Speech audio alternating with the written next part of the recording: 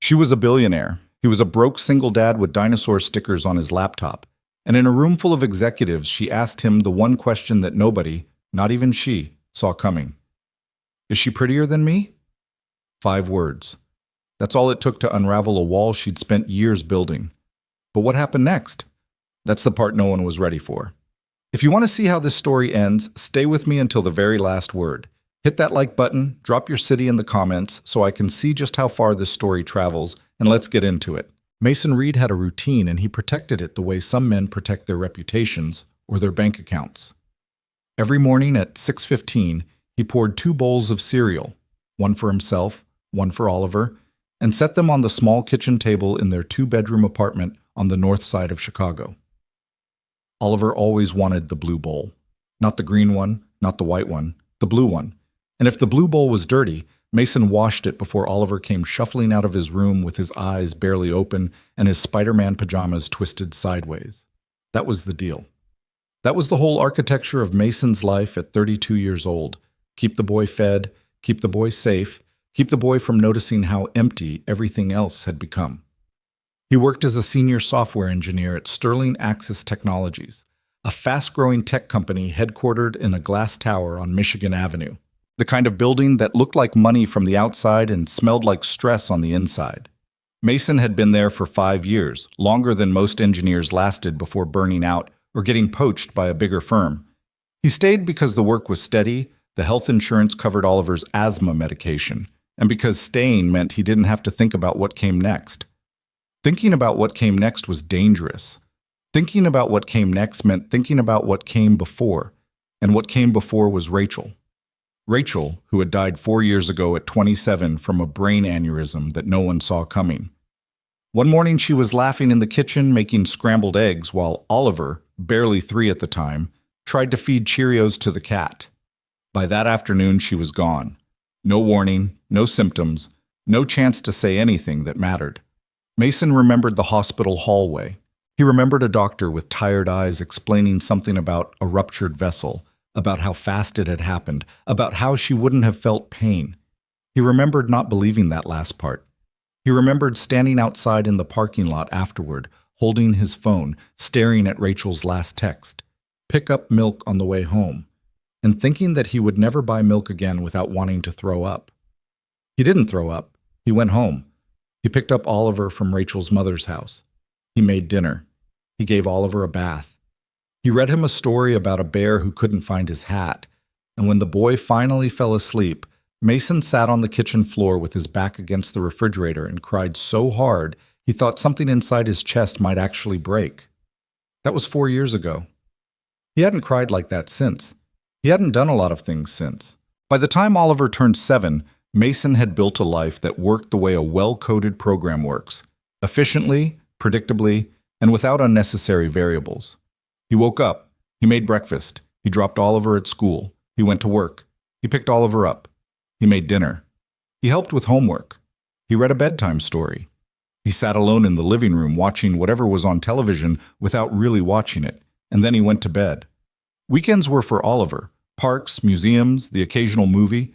Oliver was obsessed with dinosaurs, had been since he was 4, and Mason had taken him to the Field Museum so many times that the security guards knew them by name. Oliver had a plastic T-Rex named Gerald that went everywhere with him, including, on one memorable occasion, into the bathtub where Gerald had nearly gone down the drain and Oliver had screamed like the world was ending. Mason loved his son with a ferocity that sometimes scared him. The kind of love that made him check Oliver's breathing 3 times a night during flu season. The kind that made him rehearse conversations with teachers before parent conferences because he wanted to ask the right questions. The kind that made him turn down a promotion 2 years ago because it would have meant later hours and less time at home. He was a good father. Everyone said so. His mother, his sister, the other parents at Oliver's school. And Mason held on to that the way a drowning man holds onto a piece of driftwood, because being a good father was the only identity he had left that didn't feel like a lie. Everything else, the loneliness, the quiet apartment after Oliver went to bed, the way he sometimes caught himself reaching for the other side of the mattress at 3 in the morning, he kept locked in a room inside his chest that he never opened. Not for anyone. which is why what happened on that Tuesday in October made absolutely no sense. It started with Dave Barker. Dave was Mason's cubicle neighbor, a 35-year-old project manager with a receding hairline and an aggressive optimism about other people's love lives that bordered on clinical. Dave had been trying to set Mason up with someone, anyone, for the better part of 2 years. "Her name is Lauren," Dave said, leaning over the partition between their desks like a man delivering classified intelligence. "She's a friend of my wife's sister. 29, works in marketing, no kids, likes hiking." "No." "You didn't even think about it." "I thought about it. The answer's no." "Mason." Dave lowered his voice, which was his way of pretending to be sensitive. "It's been 4 years, man. Rachel wouldn't have wanted you to—" "Don't." Mason's voice came out sharper than he intended, and he saw the flash of hurt cross Dave's face. He softened. "I appreciate it. I do. But I'm just not ready." Dave studied him for a moment, then sighed the way people sigh when they think they know better than you but have run out of ways to say it. "She's really nice, though. Just coffee. 1 hour. If it's terrible, I'll never bring it up again." "You said that about the last one." "This time I mean it." Mason turned back to his screen, fingers hovering over the keyboard. He stared at the lines of code without seeing them. The truth was, he'd been saying no for so long that the word had lost all its weight. It was just a reflex now, like flinching when someone throws something at your head. He didn't even think about why he was saying it anymore. He just said it. But something about that particular Tuesday. Maybe it was the weather, gray and cold in the way October in Chicago always manages to feel like a personal insult. Something made him pause. "Fine," he said quietly. Dave's head reappeared over the partition so fast it was almost comical. "Wait, what?" "Fine. Coffee. 1 hour. And if it's terrible, you never bring it up again." "I said that last. This time you'll mean it." Dave grinned like he'd won the lottery and immediately pulled out his phone, presumably to text his wife's sister before Mason could change his mind. Mason turned back to his code and tried to ignore the knot forming in his stomach. He didn't mention it to anyone else. Not intentionally, anyway. But later that afternoon, around 4:30, he was packing up his bag, laptop, charger, the small Tupperware container that had held Oliver's leftover mac and cheese, which Mason had eaten for lunch because cooking for one adult felt like a waste of effort, when Vanessa Sinclair appeared at his desk. Vanessa Sinclair was the CEO of Sterling Access Technologies. She was 30 years old, which made her one of the youngest CEOs in Chicago's tech scene, and she carried herself with the kind of controlled intensity that made people either deeply respectful or deeply uncomfortable, usually both. She was tall, 5'8" or 5'9", with dark hair that she wore pulled back in a way that looked effortless but probably wasn't. She dressed like money, but not the flashy kind, the quiet kind. The kind that didn't need logos or labels because the fabric and the cut spoke for themselves. She had sharp eyes, the color of strong coffee, and a face that could shift from warm to severe in the space of a breath. In the 3 years since she'd taken over the company from her father, Vanessa had tripled Sterling Access's valuation, poached 2 of Microsoft's best AI researchers, and developed a reputation in the industry as someone who was brilliant, driven, and nearly impossible to impress. Business magazines called her things like the Ice Queen of Michigan Avenue and Silicon Valley's Midwest Nightmare. She never publicly responded to any of it, which somehow made the mystique worse. Mason had interacted with her maybe a dozen times in 5 years, always briefly, always professionally. She knew his name, which surprised him. She'd once complimented a system architecture he'd designed for a client integration, which surprised him more. Beyond that, their relationship was exactly what you'd expect between a billionaire CEO and a mid-level engineer, distant, hierarchical, and defined by the organizational chart that separated them by roughly 6 levels of management.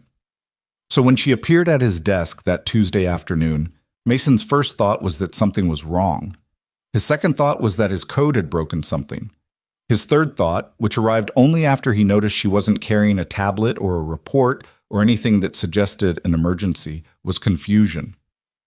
"Heading out early?" she asked.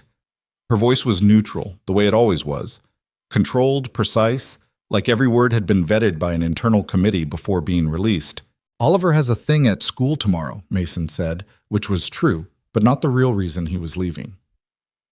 I need to prep his costume. What's the costume? The question caught him off guard. CEOs didn't ask about their employees' kids' school costumes. That wasn't a thing that happened. Triceratops, he said after a beat. He's going through a phase. Triceratops is a solid choice. Better than T-Rex. Everyone goes T-Rex. Mason blinked. That's exactly what Oliver said.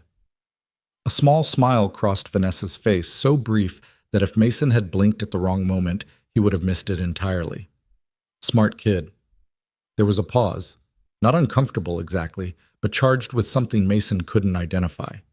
Vanessa glanced at his desk, and her eyes landed on the laptop. The lid was covered in stickers, dinosaurs mostly, with a few rockets and one lopsided smiley face that Oliver had drawn with a Sharpie directly onto the surface. Mason had been meaning to clean it up for months, but never did, because every time he looked at it, he thought of Oliver's face when he'd stuck them on, so serious and deliberate, like he was decorating a spaceship. New stickers, Vanessa said. Mason looked at the laptop, then back at her. He adds one every Friday. It's our thing. Another pause. Vanessa shifted her weight slightly, which was unusual for her. She was normally still in the way that expensive sculptures are still, perfectly balanced, deliberately composed. But right now she seemed almost uncertain, and the unfamiliarity of that expression on her face made Mason pay closer attention. Big plans tonight? She asked. Her tone was casual, but there was something underneath it, something tight, like a guitar string tuned just a little too high. Mason hesitated. He wasn't sure why. It was a simple question. He had a simple answer. But something about the way Vanessa was standing there, slightly too close, slightly too still, made the simple answer feel complicated. Actually, he said, and immediately regretted starting the sentence because now he had to finish it. I have a date. The change in Vanessa's face was almost imperceptible. Almost. Her expression didn't shift. It hardened, just barely, like a crack forming in glass that you can only see when the light hits it at the right angle. A date, she repeated. Yeah, coffee, it's nothing. Dave set it up. Dave Barker? Yeah. Dave Barker, who once tried to make conversation with me at the holiday party by explaining how fantasy football works for 15 minutes. Mason felt the corner of his mouth twitch despite himself. That's the one. Vanessa was quiet for a moment. Then she looked directly at him. Not at his desk, not at the laptop, not at the window behind him, but at him with an intensity that felt physical, and said, Is she prettier than me? The words landed in the space between them like a grenade with the pin already pulled. Mason's brain did several things simultaneously. It registered the question, rejected it as impossible, replayed it to confirm he'd heard correctly, and then froze entirely like a computer trying to process a command it was never designed to handle. What? Vanessa's expression didn't change. She stood there, perfectly composed, as if she'd asked about quarterly earnings or server uptime, as if the question were routine, as if she hadn't just detonated the professional distance between them with 5 words that no CEO in the history of corporate America had ever said to an employee at 4:30 on a Tuesday afternoon. You heard me, she said, and then, before Mason could formulate anything resembling a coherent response, she turned and walked away. Not quickly, not slowly, just walked away. Heels clicking against the floor with the same precise rhythm as always. Back straight, shoulders level, as if nothing had happened. Mason stood at his desk for a full 30 seconds after she disappeared around the corner, his bag half-zipped, his mouth slightly open, his brain still buffering. Dave's head appeared over the partition. Was that Vanessa Sinclair? What did she want? Mason closed his mouth, zipped his bag, picked it up. Nothing, he said. She wanted nothing. He left the building and walked 2 blocks toward the cafe where he was meeting Lauren before he realized his hands were shaking. Not a lot. Just a tremor, like the aftershock of something seismic happening deep underground. Is she prettier than me? What the hell was that? He stopped on the sidewalk, letting the flow of commuters split around him like water around a stone. The October wind cut through his jacket. His phone buzzed. A text from the babysitter confirming she was at the apartment and Oliver was doing homework. He typed a thumbs up and kept walking. The cafe was on Dearborn, a place called Metric with exposed brick walls and Edison bulbs and the kind of carefully cultivated industrial aesthetic that Mason found exhausting, but Dave's wife's sister apparently loved. Lauren was already there when he arrived, sitting at a corner table, nursing an oat milk latte, looking exactly like the photo Dave had shown him, which was both reassuring and oddly disappointing. She was pretty. Dark blonde hair, green eyes, a smile that came easily. She stood up when she saw him and extended her hand, and Mason shook it and tried to remember the last time he'd shaken a woman's hand on a first date. He couldn't remember because there hadn't been one, not since Rachel. "Mason, I'm Lauren. Dave's told me, well, he's told me a lot. He tends to do that." She laughed, and it was a nice laugh, genuine, unforced. Mason sat down across from her and ordered a coffee, black, because he didn't know what else to order and didn't want to spend time thinking about it. They talked. It was fine. Lauren was smart. She worked in digital marketing for a healthcare startup, which meant she spent her days crafting messaging about medical devices and her nights trying to forget about it. She had a dry sense of humor and a tendency to talk with her hands. She asked good questions and seemed genuinely interested in the answers. Mason found himself relaxing, just slightly, the way you relax on an airplane when the turbulence stops and you start to believe maybe you're not going to die after all. He told her about his work, skipping the technical details because nobody outside the industry actually wanted to hear about API integration. He told her about his apartment, about the neighborhood, about the Ethiopian restaurant on the corner that had the best injera in the city, and then she asked about Oliver. "Dave mentioned you have a son," she said, stirring her latte. "How old?" 7. "That's a fun age." "It is. He's great." Mason could feel himself smiling, the way he always smiled when he talked about Oliver, and he knew what was happening because he'd watched it happen before, in the few awkward setups he'd agreed to over the years. He was about to become Oliver's dad instead of Mason, and the woman across from him was about to decide whether that was a deal breaker. "He's really into dinosaurs right now," Mason continued, like obsessively. "He has this plastic T-Rex named Gerald that he takes everywhere. Last week he asked me if dinosaurs had feelings, and I spent 45 minutes trying to explain paleontology to a second grader." Lauren smiled, but it was a different smile than before. Thinner, more polite. "That's sweet." "He's got a school thing tomorrow, costume day. He's going as a Triceratops. I've been working on the costume for 2 weeks, and it still looks like a green potato with a paper plate glued to its head." Another thin smile. "You sound like a really devoted dad." There it was. The word, devoted. It was always devoted or dedicated or wonderful, and it always came out sounding like a consolation prize. "You're a great dad, which is why this isn't going to work." Mason had learned to recognize the shift, the moment when the conversation stopped being about two people getting to know each other and started being about one person calculating how much baggage she was willing to carry. It happened in the eyes first, a slight dimming, like someone turning down a lamp. Then, in the body language, a subtle pulling back, a crossing of arms, a reaching for the phone. Lauren didn't reach for her phone, but she did lean back in her chair, and when she spoke again, her voice had the careful quality of someone choosing words like a surgeon choosing instruments. "Can I be honest with you? Please. I think you're really great. Seriously. You're smart, you're funny, you're clearly an amazing father, but I have to be honest, I'm not sure I'm at a place in my life where I'm ready for all of that." All of that meaning Oliver. I don't mean it like, it's not about him specifically, it's just, I'm 29.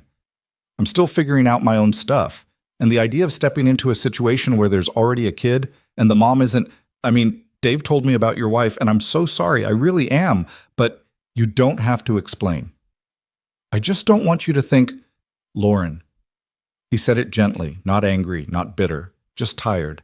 It's okay, I get it. She looked at him with something that might have been relief or might have been guilt or might have been both. You're not upset. No, I appreciate you being honest. Most people aren't. They finished their drinks. She hugged him on the sidewalk outside the cafe, which struck Mason as oddly intimate for someone who just explained why she didn't want to be part of his life. He watched her walk away, her coat pulled tight against the wind, and tried to figure out what he was feeling. Not heartbroken. You had to care enough for something to break, and he hadn't gotten that far. Not angry either. Lauren wasn't wrong. Dating a widowed single father at 29 was a lot. He knew that. He'd always known that. What he felt was something quieter and worse, a kind of confirmation. The sense that the life he'd built, the careful, coded, controlled life, was exactly as small as he'd always suspected. That the walls he'd constructed to protect himself and Oliver had done their job too well. They'd kept everything out, including the possibility of anything getting in. He stood on the sidewalk for a long time, hands in his pockets, watching the traffic crawl down Dearborn. A bus stopped in front of him, and for a moment, through the rain-streaked window, he saw a woman sitting alone in the back row, staring at her phone with an expression of profound boredom. He thought, without meaning to, about Rachel, about how she used to fall asleep on buses, her head against the window, her mouth slightly open, snoring in a way she always denied. He missed her. Not the sharp, gasping missing of the first year, but the dull, permanent ache that had settled into his bones like arthritis. A missing you learn to live with because the alternative is not living at all. His phone was in his hand before he made a conscious decision to pick it up. He opened his messages, scrolled past the babysitter, past Dave, past his mother. His thumb hovered over a name he'd never texted for any reason outside of work. Vanessa Sinclair. He stared at it. The rational part of his brain, the engineer, the problem solver, the man who'd survived the last 4 years by never doing anything impulsive, told him to put the phone away, to go home, to check on Oliver, to eat leftover pasta and watch something mindless and go to bed and wake up tomorrow and do it all again. Instead, he typed, "Date didn't go well." He hit send before he could think about it.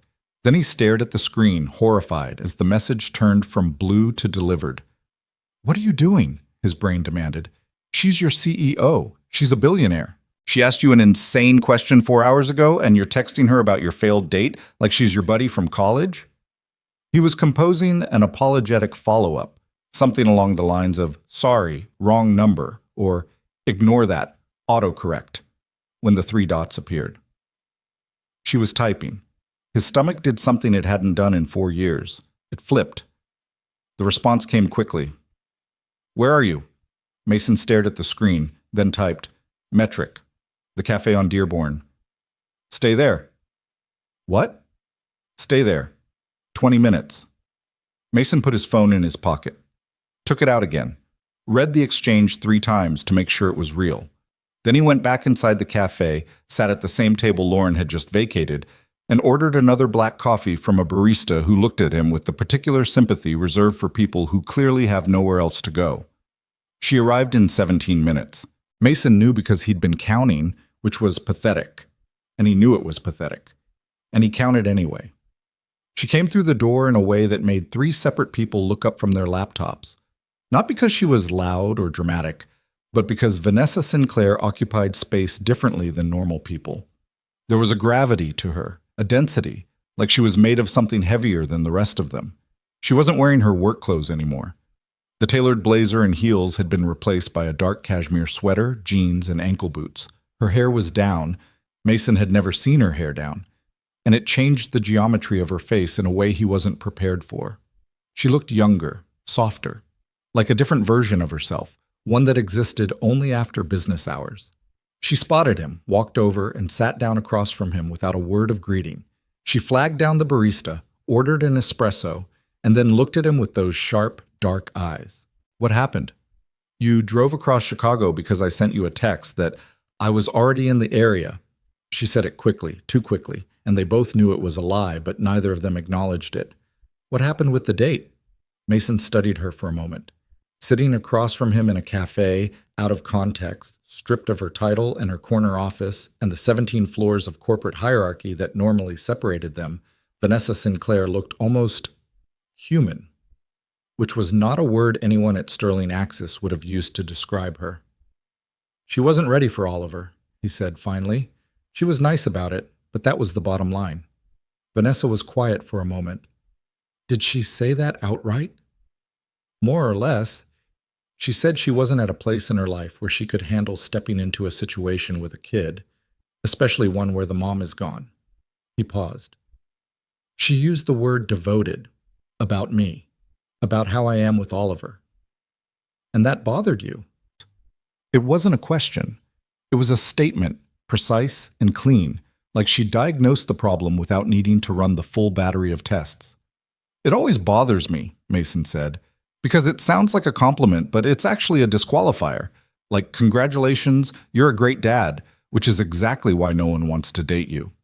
The espresso arrived. Vanessa wrapped her hands around the cup but didn't drink. You're not wrong. Thanks. That's very comforting. I'm not trying to be comforting. I'm trying to be honest. Mason leaned back in his chair and looked at her, really looked at her, in a way he never had before because there had never been a context in which looking at Vanessa Sinclair this closely was appropriate. She had a small scar above her left eyebrow, barely visible, the kind you get from a childhood fall. Her nails were short and unpolished, which surprised him. He'd expected them to be perfect. Can I ask you something? He said. You just texted your CEO about your failed date. I think we're past asking permission. Why did you ask me that earlier at the office? Her expression didn't change, but something behind it did. A tightening, a wall going up brick by brick in real time. Asked you what? Vanessa. She looked at her espresso, then she looked at the table, then she looked at the window, where the city moved past in a blur of headlights and reflections. When she finally looked back at him, there was something in her eyes he'd never seen there before, something raw and unfinished. Can I tell you something that stays in this cafe? She said. Yeah. I mean it. Not the office, not Dave Barker, not anyone. I understand. She took a breath, a real one, deep and slow, the kind you take before jumping off something tall. Then she said, I was engaged once, 3 years ago. His name was Daniel. Mason said nothing. He just listened. We met in business school. He wasn't like the other guys there, wasn't trying to prove how smart he was every 5 minutes. He was quiet. Funny, in this really dry way that most people didn't get. He wanted to be a teacher. Can you imagine? A Stanford MBA who wanted to teach high school economics. She smiled, but it was the kind of smile that hurt to look at. We were supposed to get married in June. What happened? Car accident. January. Some kid ran a red light on Lakeshore Drive doing 60 in a 35. Daniel was on his way to pick up our wedding invitations. She paused. He died holding a box of cream-colored envelopes with our names on them. The silence that followed was the loudest thing Mason had ever heard. I didn't know, he said finally. It was inadequate, and he knew it, but it was true. Nobody knows. Not at the company. Not in the press. I made sure of that. She picked up the espresso and took a sip, and her hand was steady, perfectly steady, which told Mason that she'd had a lot of practice keeping her hand steady when the rest of her was falling apart. After Daniel, I did what I do. I worked. I took over the company for my father. I tripled the valuation. I gave interviews about market strategy and disruption and whatever buzzword was trending that quarter. And I didn't think about Daniel, because thinking about Daniel meant thinking about the life I was supposed to have. And thinking about that made me want to burn everything down. I know that feeling, Mason said quietly. I know you do. She looked at him. That's why I noticed you. Noticed me? You leave work at 5:15 every day, on the dot. Doesn't matter if there's a deploy or a crisis or if the entire server farm is on fire. 5:15, you're packing your bag and you're gone. Do you know how unusual that is at my company? I have to pick up Oliver. I know, that's my point. Every Friday, there's a new sticker on your laptop. Every Monday, you have Cheerio dust on your left shoulder that you never notice until lunch. Every time someone asks you to stay late, you say, I can't, Oliver has a thing. And you never explain what the thing is because you don't think you owe anyone an explanation. And you're right, you don't. Mason stared at her. How do you know all that? Vanessa put down the espresso. Because I've been watching you, Mason, not in a creepy way. I don't know what way. In the way you watch someone who's carrying the same weight you're carrying, and they don't even know you can see it. The cafe was almost empty now. The barista was wiping down the counter. Outside, the wind pushed dead leaves along the sidewalk, and somewhere in the distance, a car horn blared and faded. "When you told me about the date," Vanessa said, "I felt something I haven't felt in 3 years. And I'm telling you this because I don't understand it, and I don't know what to do with it. And I thought maybe if I said it out loud to the one person who might actually understand, it would make more sense." "Does it?" "No," she said. "It makes less sense." Mason looked at her across the table. This woman he'd spent 5 years working under. This woman the business world called cold and calculating. This woman who sat in board meetings demolishing competitors and renegotiating contracts worth more than his entire apartment building. And he saw someone who was as tired and lonely and confused as he was. "It doesn't have to make sense tonight," he said. She looked at him for a long time. Then she nodded, slowly, and something in the air between them shifted. Not dramatically, not like a movie, but quietly, the way the temperature drops right before the first snow. You don't see it happen. You just feel it. They sat in the cafe for another hour. They talked about things that had nothing to do with work. About Oliver's dinosaur obsession. About the neighborhood in Evanston where Vanessa grew up. About the way grief changes shape over time but never actually gets smaller. Vanessa told him about Daniel's dog, a golden retriever named Professor, that she'd kept after the accident and who was now 11 years old and mostly blind but still tried to fetch tennis balls in the backyard of her lakeshore townhouse. Mason told her about the time Oliver asked where his mom went, and Mason had said she went somewhere very far away, and Oliver had asked if she took an airplane, and Mason had said yes, and Oliver had asked if she'd bring back souvenirs. Neither of them laughed at that story. But neither of them looked away, either. At 9:30, Mason's phone buzzed. The babysitter. "Oliver's been asking when you're coming home. He says Gerald misses you." Mason read the text and smiled despite himself. "I should go." "Yeah." Vanessa stood up, pulling her sweater tighter around herself. "I should too." They walked out together. The cold hit them immediately, sharp and clean, and they stood on the sidewalk facing each other in the glow of the cafe's window light. "Thank you," Mason said, "for coming. You texted me about your failed date. What was I supposed to do? Leave you on red?" "Most CEOs would." "Most CEOs wouldn't be texted in the first place." They stood there for another moment, and the city moved around them. Cabs, buses, people in heavy coats moving toward warmth, and neither of them moved. "Mason," Vanessa said. "Yeah?" She opened her mouth, then closed it. Then she shook her head and took a step back. "Nothing. Get home to Oliver." "Vanessa!" "Go home!" She turned and walked toward a black car idling at the curb. A driver opened the door for her. She got in. The door closed. The car pulled away. And Mason stood on the sidewalk watching the taillights disappear into the river of traffic on Dearborn Street. His phone buzzed again. The babysitter. "Also, he says he needs you to check for monsters. Apparently there's one in the closet that only you can scare away." Mason started walking toward the train. His hands weren't shaking anymore. But something else was happening inside him. Something he couldn't name. Something he wasn't ready to examine. Something that felt like a door he'd nailed shut 4 years ago creaking open, just an inch, just enough to let a sliver of light through. He got home at 10. The babysitter, a college sophomore named Maya who lived 2 floors up, met him at the door. "He fought bedtime hard tonight," she said, pulling on her coat. "Full negotiations. He wanted 3 stories instead of 2, and he wanted the dinosaur book twice." "He always wants the dinosaur book twice." "I caved on the dinosaur book." "Everyone caves on the dinosaur book." Maya left, and Mason walked through the quiet apartment to Oliver's room. The door was open. The nightlight, a green dinosaur that cast a warm amber glow across the ceiling, was on.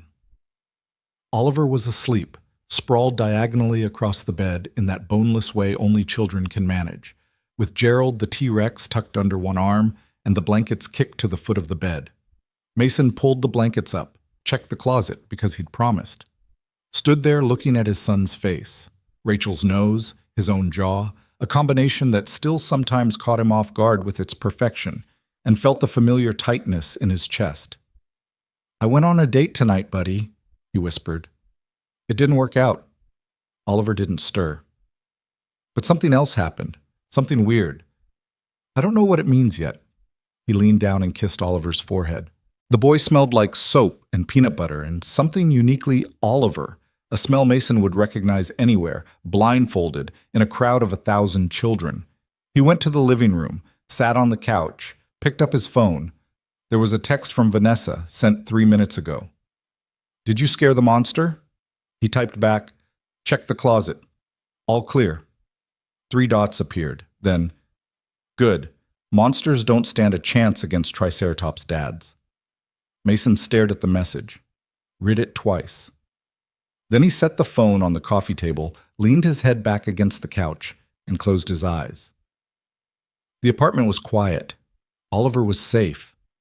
Somewhere across the city, a woman he'd spent 5 years barely knowing was sitting alone in a townhouse on Lakeshore Drive with a blind golden retriever, thinking about cream-colored envelopes and a life she never got to live. And Mason sat in the silence, feeling the weight of everything, the grief, the loneliness, the unexpected warmth of a conversation he never should have had, settle around him like a blanket he didn't know he needed. He didn't know what tomorrow would look like. He didn't know what any of this meant. But for the first time in 4 years, the not knowing didn't feel like a threat. It felt like the beginning of something. Mason woke up on the couch at 2 in the morning with a crick in his neck and his phone still sitting on the coffee table where he'd left it. The television was off. The apartment was dark except for the thin line of amber light leaking from under Oliver's door. The dinosaur nightlight, always on, because Oliver had explained with complete seriousness that dinosaurs needed light to guard properly. He sat up slowly, rubbing the back of his neck, and reached for the phone out of habit. Vanessa's last message was still on the screen. "Monsters don't stand a chance against Triceratops dads." He read it again, then locked the phone and went to bed. He didn't text her back. He didn't know what he would say if he did. Wednesday passed the way Wednesdays always passed. Cereal, school drop-off, the train downtown, 8 hours of code and meetings, and Dave Barker talking too loudly on speakerphone 2 feet away. Mason kept his head down. He ate lunch at his desk. He didn't look toward the executive floor. He didn't think about the cafe, or the espresso, or the scar above Vanessa's left eyebrow, or the way her voice had cracked just barely, just once, when she said the word envelopes. He thought about all of those things constantly. At 3:45, his phone buzzed. Not a text, a Slack message, internal, from a handle he'd never received a direct message from before. V. Sinclair. Quick question. Does Oliver still need help with the Triceratops costume, or did you figure it out? Mason stared at the message for a solid 10 seconds. Then he typed, deleted, typed again, deleted again, and finally settled on, "The paper plate situation has been resolved. We upgraded to cardboard." Cardboard? Very professional. It's held together with hot glue and optimism. "Send me a picture after the school thing." He almost typed, "Why?" but caught himself. Instead, he typed, "Will do," and put the phone down and stared at his monitor and didn't see a single line of code for the next 20 minutes. Dave leaned over the partition. "You okay? You look weird." "I always look weird." "Weirder than usual. Did something happen with Lauren? She texted my wife and said you were really nice, but she's not ready for the whole package." "Yeah." "I got the speech."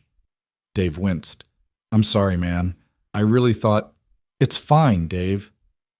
"You want me to—" "No." Dave retreated behind the partition, and Mason went back to pretending to work while his brain ran 2 parallel processes.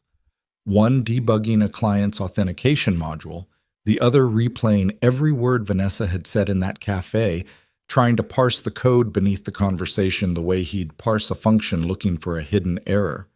She'd said she'd been watching him. Not in a creepy way, she'd clarified, which was exactly what someone would say if they realized how creepy it sounded. But it hadn't sounded creepy. It had sounded lonely. It had sounded like someone standing at a window watching the world move past, noticing the small details because the small details were all she had left. He knew that feeling. He'd lived inside that feeling for 4 years. Oliver's costume day went well. Maya the babysitter sent photos. Oliver in his cardboard Triceratops frill, face paint smeared across his cheeks.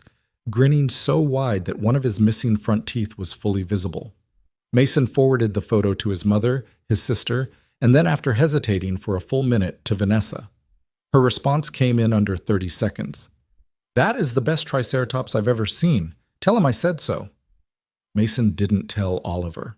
He wasn't sure how to explain who Vanessa was in terms a 7-year-old would understand, and he definitely wasn't sure how to explain why his boss was texting him about dinosaur costumes. Thursday and Friday passed. They texted. Not constantly, not in the breathless, every 5 minutes way that people text when they're 22 and infatuated, but steadily. A message here, a reply there. Small things. Vanessa sent him a photo of Professor the Golden Retriever asleep on a pile of throw pillows with the caption, "Board meeting ran long, he's protesting." Mason sent her a video of Oliver explaining, with the gravity of a tenured professor, why ankylosaurs were superior to stegosaurs because their tail is like a wrecking ball, Dad, and stegosaurs just have dumb plates.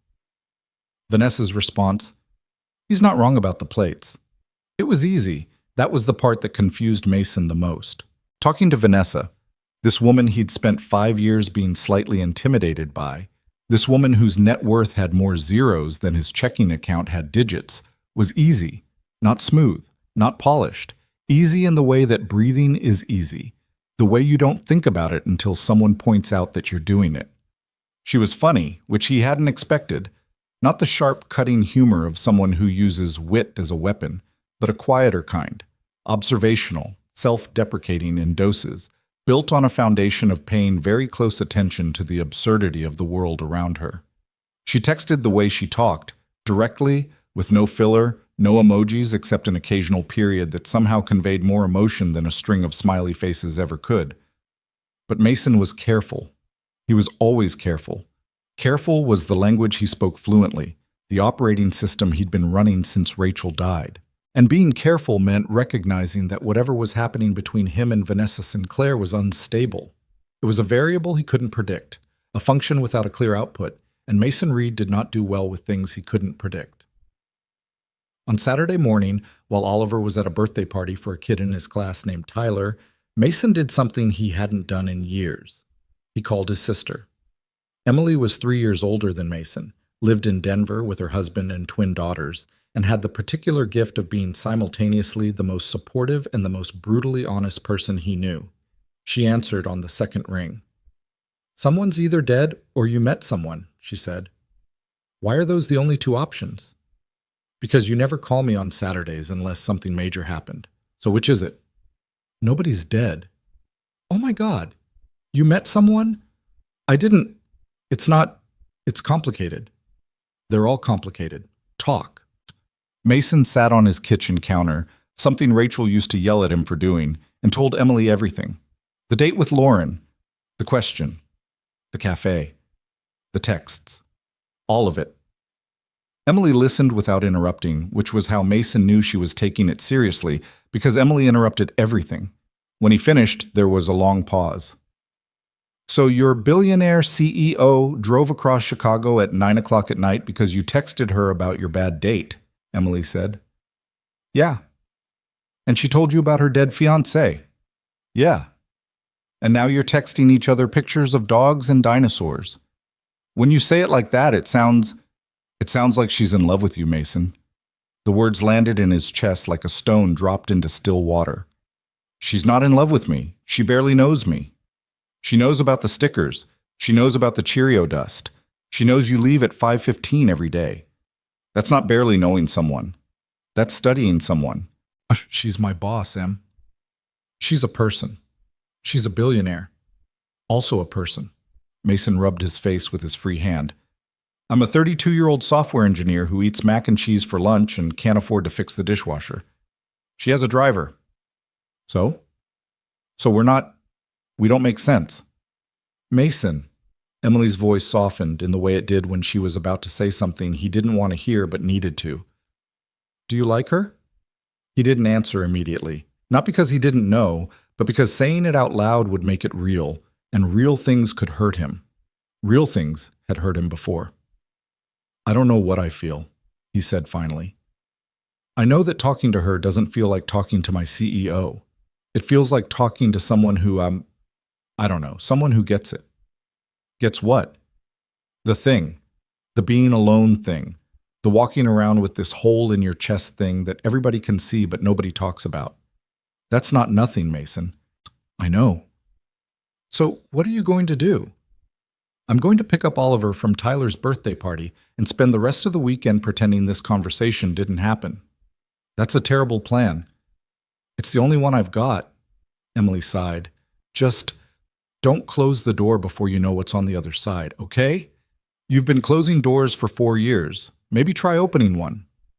That's very poetic. I stole it from a podcast, but the point stands. They hung up. Mason sat on the counter for another minute, staring at the cracked tile above the stove that he'd been meaning to fix since they moved in. Then he went to pick up Oliver. The following week at work was strange. Not obviously strange. Nothing visible had changed. Mason still sat at his desk, still wrote code, still ate lunch from Tupperware, still left at 5:15. Vanessa still ran meetings, still walked the halls with that controlled intensity, still spoke to employees in the same precise, measured tone she always used.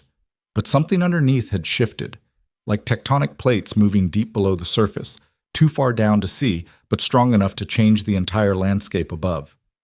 They didn't talk at the office. Not once. No Slack messages during business hours, no stops by his desk, no hallway encounters that lasted longer than a nod and a good morning.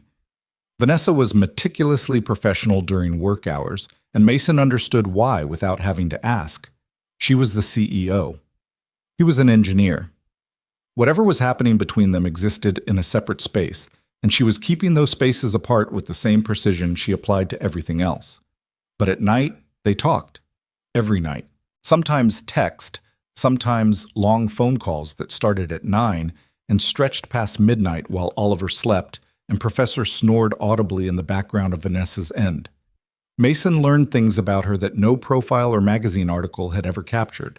That she ate cereal for dinner at least 3 times a week because she hated cooking, that she was afraid of thunderstorms, that she kept Daniel's last voicemail on her phone and listened to it on his birthday every year, that she had a terrible singing voice and sang in her car anyway because it was the one place no one could judge her. And Vanessa learned things about Mason, that he hadn't changed the sheets on Rachel's side of the bed for 6 months after she died, that he sometimes stood in Oliver's doorway for 10 minutes after the boy fell asleep just to make sure he was still breathing, that he was afraid he was raising Oliver in a house with not enough laughter, that he missed being touched by another person so much that some nights the absence of it felt physical, like a bruise. They didn't talk about what they were doing. They didn't name it, didn't define it, didn't try to contain it inside a label or a category. It just existed, this thing between them, growing in the dark like something planted in soil that nobody expected to be fertile. On Thursday of the following week, 12 days after the cafe, Mason was at his desk when his phone rang. Not his personal phone, his work phone. The caller ID said Sterling Front Desk. Mr. Reed, there's a delivery for you in the lobby. So Mason went downstairs and found a box sitting on the reception counter. No return address. Inside was a stuffed ankylosaur. Not a cheap one, but a museum-quality replica, soft and detailed, with a weighted tail that actually swung. And a card that said, in clean, precise handwriting, for the kid who knows wrecking balls beat dumb plates. V? The receptionist looked at him with open curiosity. Secret admirer? Something like that. He brought it home. Oliver lost his mind. The ankylosaur was immediately named Captain, and Captain was introduced to Gerald the T-Rex in a ceremony that involved Oliver arranging all his plastic dinosaurs in a circle on the living room floor while narrating their reactions in different voices. Gerald says Captain can stay, Oliver announced from the floor, surrounded by his prehistoric parliament, but he has to sleep on the other pillow. Mason watched from the kitchen doorway, holding a spatula, wearing Rachel's old apron that he still hadn't replaced because it still smelled faintly like her perfume if he buried his face in it, which he did sometimes when Oliver wasn't looking. He took a photo of Oliver with Captain and sent it to Vanessa. Her reply, "Tell Oliver that Captain is honored to serve." Oliver, unprompted and with no knowledge of who had sent the gift, looked up from the floor and said, "Dad, who gave me Captain?" A friend. What friend? A friend from work. Oliver considered this with the seriousness of a Supreme Court justice weighing a constitutional question. Is she nice? Mason froze. What makes you think it's a she? Because boys don't buy dinosaurs for other boys' kids. That's what Tyler's mom said when Tyler got a dinosaur from her boyfriend. Mason was going to have a talk with Tyler's mom about the romantic education she was apparently providing to the second grade class. But for now, he just said, Yeah, buddy, she's nice. Is she your girlfriend? No, she's just a friend. Okay. Oliver returned to his dinosaur parliament without further investigation, leaving Mason standing in the kitchen with a spatula in one hand and a question in his chest that he wasn't ready to answer. That night, after Oliver was asleep with Gerald under one arm and Captain under the other, Mason called Vanessa. You didn't have to do that, he said. I know. He loves it. He named it Captain. Captain. She repeated the name like she was tasting it. Captain the Ankylosaur. I approve. Vanessa. Mason. There was a silence, the kind that holds weight, the kind that exists between two people who both know what needs to be said but are circling it the way you circle a deep pool before deciding whether to jump. Oliver asked if you were my girlfriend, Mason said. A pause. Then, what did you say? I said you were a friend. Another pause, longer this time. And what am I? The question hung between them across the miles of Chicago night, across the gap between a two-bedroom apartment on the north side and a townhouse on Lakeshore Drive, across all the distance that money and grief and fear had built between two people who were trying very hard not to need each other. I don't know, Mason said. I know that I think about you more than I should. I know that talking to you is the best part of my day, and that scares the hell out of me because the last time the best part of my day was a person. She died. And I know that you sent my kid a stuffed dinosaur and he treated it like a member of the family within 30 seconds. And that means something, even if I don't know what. He heard her exhale. Not a sigh. Something deeper. Something that sounded like a breath she'd been holding for a very long time. Daniel used to say I was bad at feelings, she said. He said I treated emotions like bugs in my code, something to identify and fix as quickly as possible so I could get back to running the program. Was he right? Completely. A small laugh, barely audible. I haven't been good at this in a long time, Mason. I'm not sure I was ever good at it. I built a company. I can read a balance sheet in my sleep. I can negotiate a merger with my eyes closed. But this, whatever this is, I don't have a framework for it. I don't have a strategy. I just have this feeling that keeps getting louder, no matter how many times I try to turn it down. What does it sound like? It sounds like your voice, telling me about dinosaurs and bad dates and monsters in closets. It sounds like something I forgot I wanted. Mason sat on his couch in the dark apartment, phone pressed to his ear, listening to the woman on the other end breathe, and felt something inside his chest. Something old, something he'd locked away so deep he'd forgotten where he put the key, begin to stir. He didn't say anything else that night. Neither did she. They just stayed on the line, listening to each other's silence, until Mason heard her breathing slow and realized she'd fallen asleep. He didn't hang up. He lay on the couch with the phone on the cushion beside him, her quiet breathing filling the room like a second heartbeat, and he stared at the ceiling and thought about a cardboard triceratops and a box of cream-colored envelopes, and a plastic dinosaur named Gerald, and a woman who'd driven across Chicago because he'd told her he was lonely. At some point, he fell asleep too. When he woke up at 3 in the morning, the call had ended. She must have woken up and disconnected. But there was a text sent at 1:47 a.m. Sorry I fell asleep. He typed back, Don't be. And then, because it was 3 in the morning and 3 in the morning was the 1 hour when Mason Reed allowed himself to be honest, he added, I liked knowing you were there. She didn't respond until morning. 6:15, right when his alarm went off. Just 2 words. Me too. Mason set the phone down, got out of bed, and went to pour 2 bowls of cereal. The blue bowl was already clean. The call from Oliver's school came at 2:47 on a Friday afternoon. Mason was in the middle of a code review, 4 browser tabs open, his coffee cold, Dave Barker arguing with someone from the QA team about a deployment timeline 3 desks away. His personal phone buzzed once. and he almost ignored it. He almost always ignored it during work hours, unless the caller ID said Oliver's school or the babysitter or his mother. This time it said Lincoln Elementary, and the cold that shot through his chest was immediate, instinctive, the kind of cold that every parent carries dormant inside them, like a virus waiting to activate. Mr. Reed, this is Nurse Callahan at Lincoln Elementary. Oliver's running a fever, 102.4. He's asking for you. Mason was on his feet before she finished the sentence. I'm on my way. He grabbed his bag, shoved his laptop in without closing the tabs, and was halfway to the elevator before Dave called after him. Everything okay? Oliver's sick. Gotta go. He didn't wait for a response. He didn't stop at the front desk. He didn't think about the code review or the deployment or the 3 meetings he had on his calendar for the rest of the afternoon. He thought about Oliver, and he moved. The train took 18 minutes. He counted every one. At the school, the nurse, a heavy woman with kind eyes and a lanyard covered in cartoon bandages, was waiting for him in the front office. Oliver was lying on the small cot in the nurse's station, his face flushed and damp. Gerald the T-Rex clutched against his chest like a shield.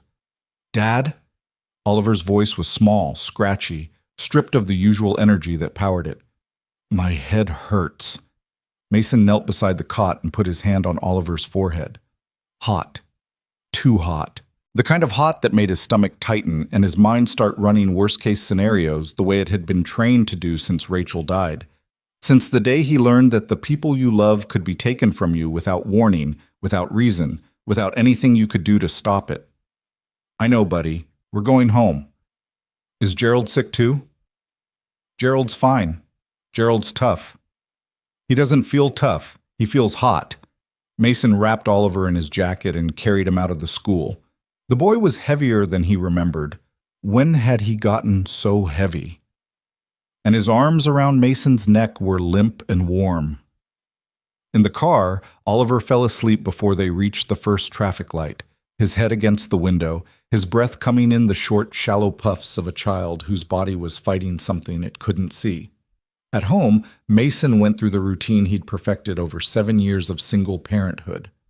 Thermometer, children's Tylenol, cool washcloth on the forehead. The dinosaur blanket, the one Rachel's mother had made before Oliver was born, with little green stegosaurs stitched along the border, pulled up to his chin. Water on the nightstand. The dinosaur nightlight switched on even though it was still daylight outside, because Oliver once said the dinosaurs worked better in the dark. By 4:30, the fever had dropped to 101. Oliver was asleep, Gerald on one side, Captain the Ankylosaur on the other, his small body curled between them, like a general flanked by his most trusted soldiers. Mason sat in the chair beside the bed, the same chair he'd sat in 100 times before, during ear infections and stomach bugs, and the one terrifying night when Oliver was 4, and his asthma had gotten so bad that Mason had driven to the emergency room at 2 a.m. with the boy wheezing in the back seat, and he'd sat in the waiting room surrounded by fluorescent light and the smell of antiseptic and bargained with the universe, offering anything, if his son would just be okay. Oliver had been okay. Oliver was always okay. But Mason never stopped bracing for the moment when he wouldn't be, because he'd learned, in the most permanent way a person can learn anything, that okay was not guaranteed. He pulled out his phone. 3 missed messages from Dave asking about the deployment. One from Maya, the babysitter, asking if she was still needed tonight. One from his mother with a recipe for chicken soup that he'd never make because his mother's recipes always required 17 ingredients and a level of patience that Mason simply did not possess. And one from Vanessa, sent 20 minutes ago. You left early. Everything okay? Mason looked at the message for a long time. He thought about what to type. He thought about the careful boundaries they'd been maintaining, the ones that kept their late-night phone calls separate from their daytime professional lives, the ones that allowed them to pretend that whatever was growing between them existed in a vacuum, untouched by the real world with its complications and consequences. He typed, Oliver has a fever. Picked him up from school. Her response was immediate. How high? 101 now. Was 102 when I got him. Has he been eating? Not much. He had some water. Is he sleeping? Yeah. A pause. Then, do you need anything? Mason stared at the question. 4 words, simple, direct, practical. And underneath them, something else entirely. The thing they'd been circling for 2 weeks. The thing that lived in the space between friend and whatever came after friend. The thing that Vanessa had called a feeling that kept getting louder. "We're okay," he typed. "Just a bug. Kids get 'em." "I know, but you're alone." He read that twice. You're alone. Not you're by yourself or is anyone with you, but you're alone. And the difference between those phrasings mattered in a way that Mason felt in his chest. "I'm used to it," he typed back. "That's not the same as okay."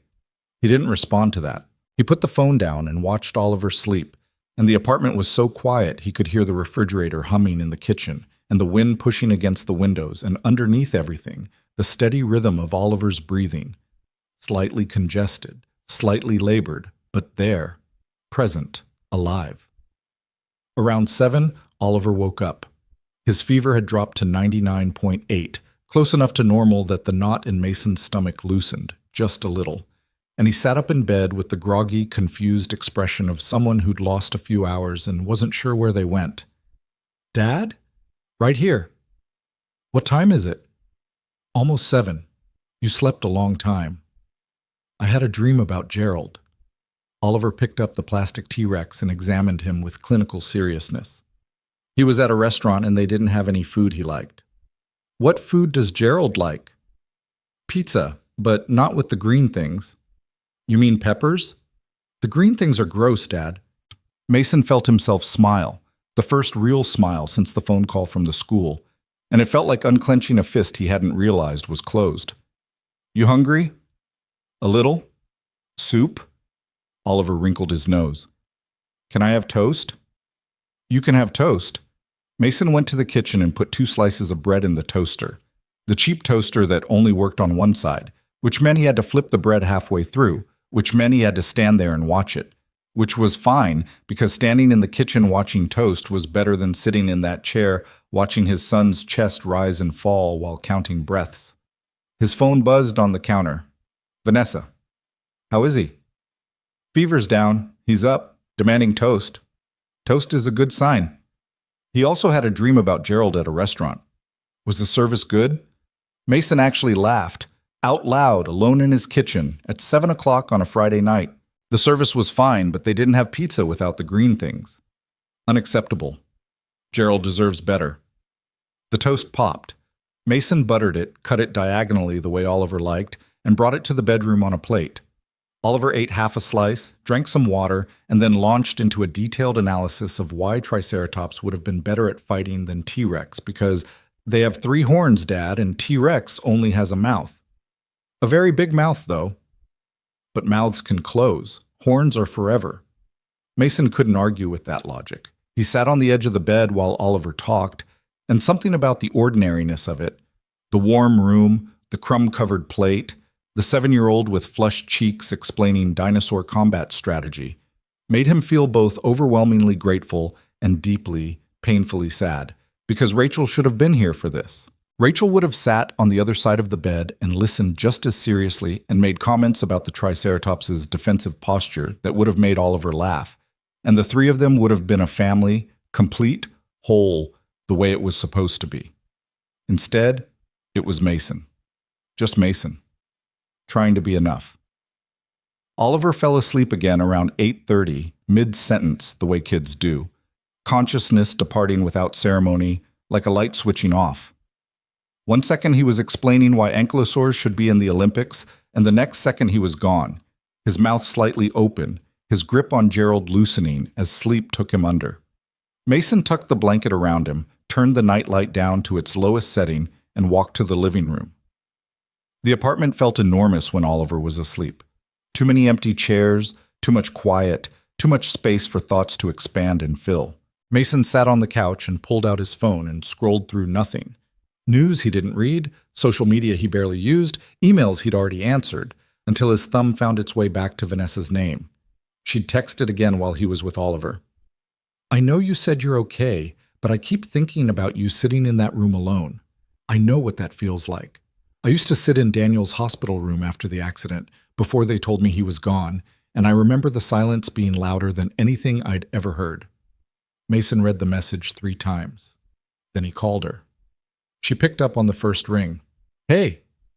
Hey. How is he?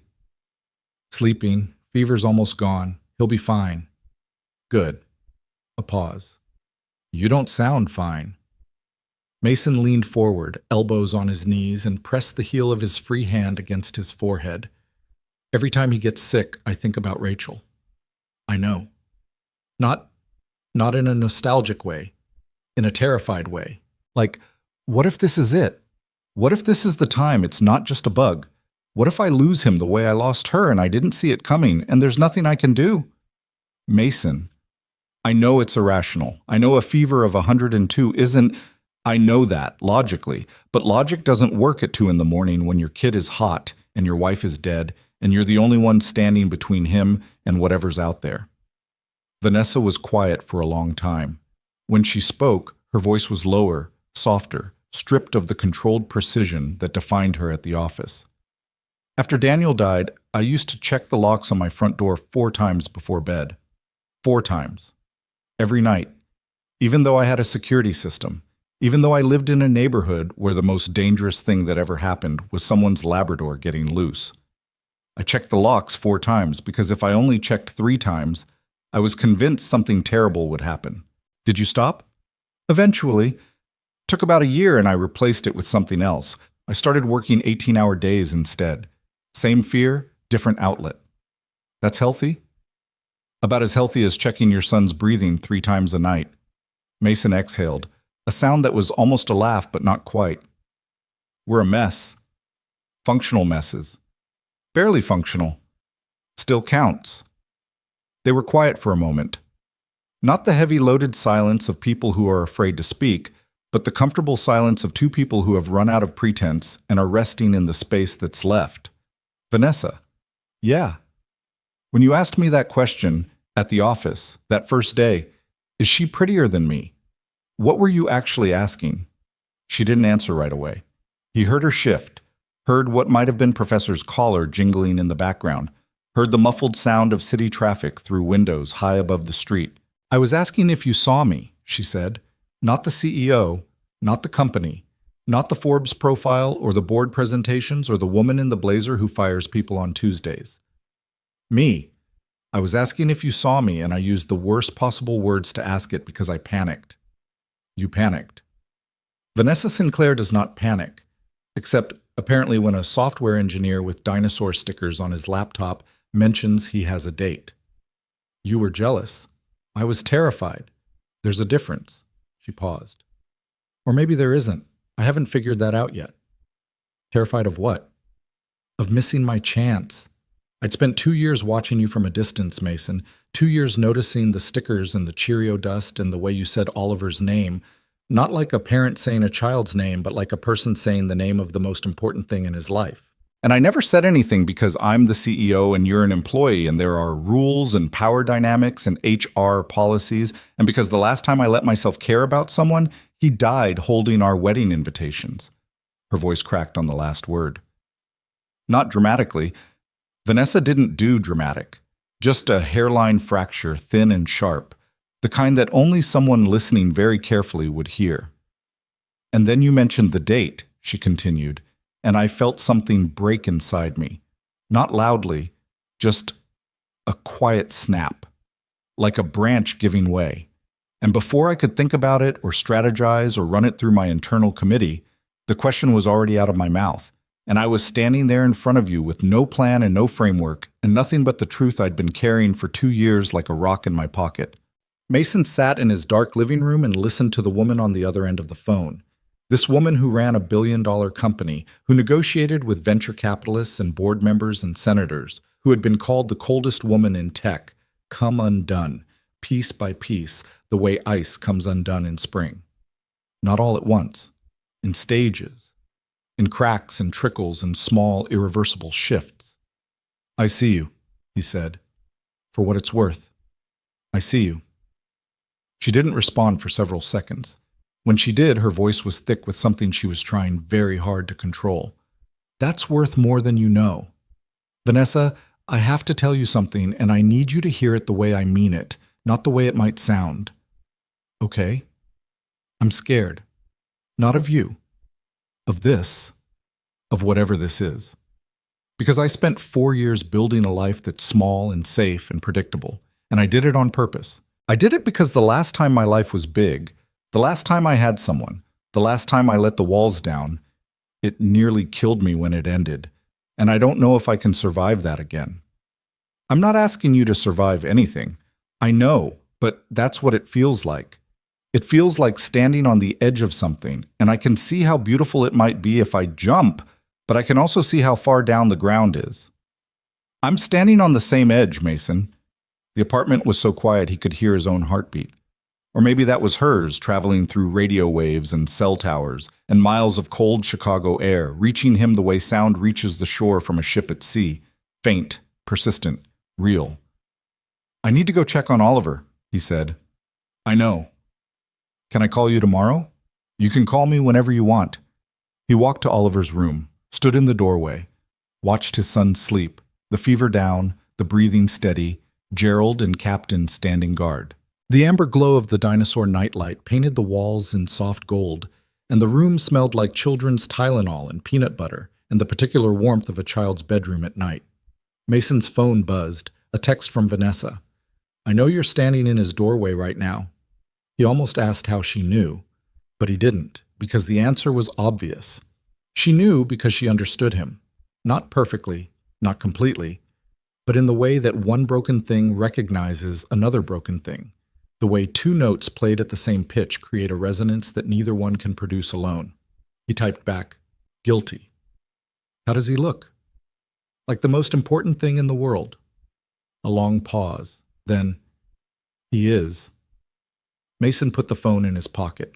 He stood in the doorway for another 2 minutes, not counting breaths, not checking for danger, just watching, just being there. Then he went to the kitchen, washed the plate from Oliver's toast, wiped the counter, hung up Rachel's apron, and stood alone in the quiet apartment, thinking about the edge Vanessa had described, the one they were both standing on, the one where the view was terrifying and beautiful and impossible to look away from.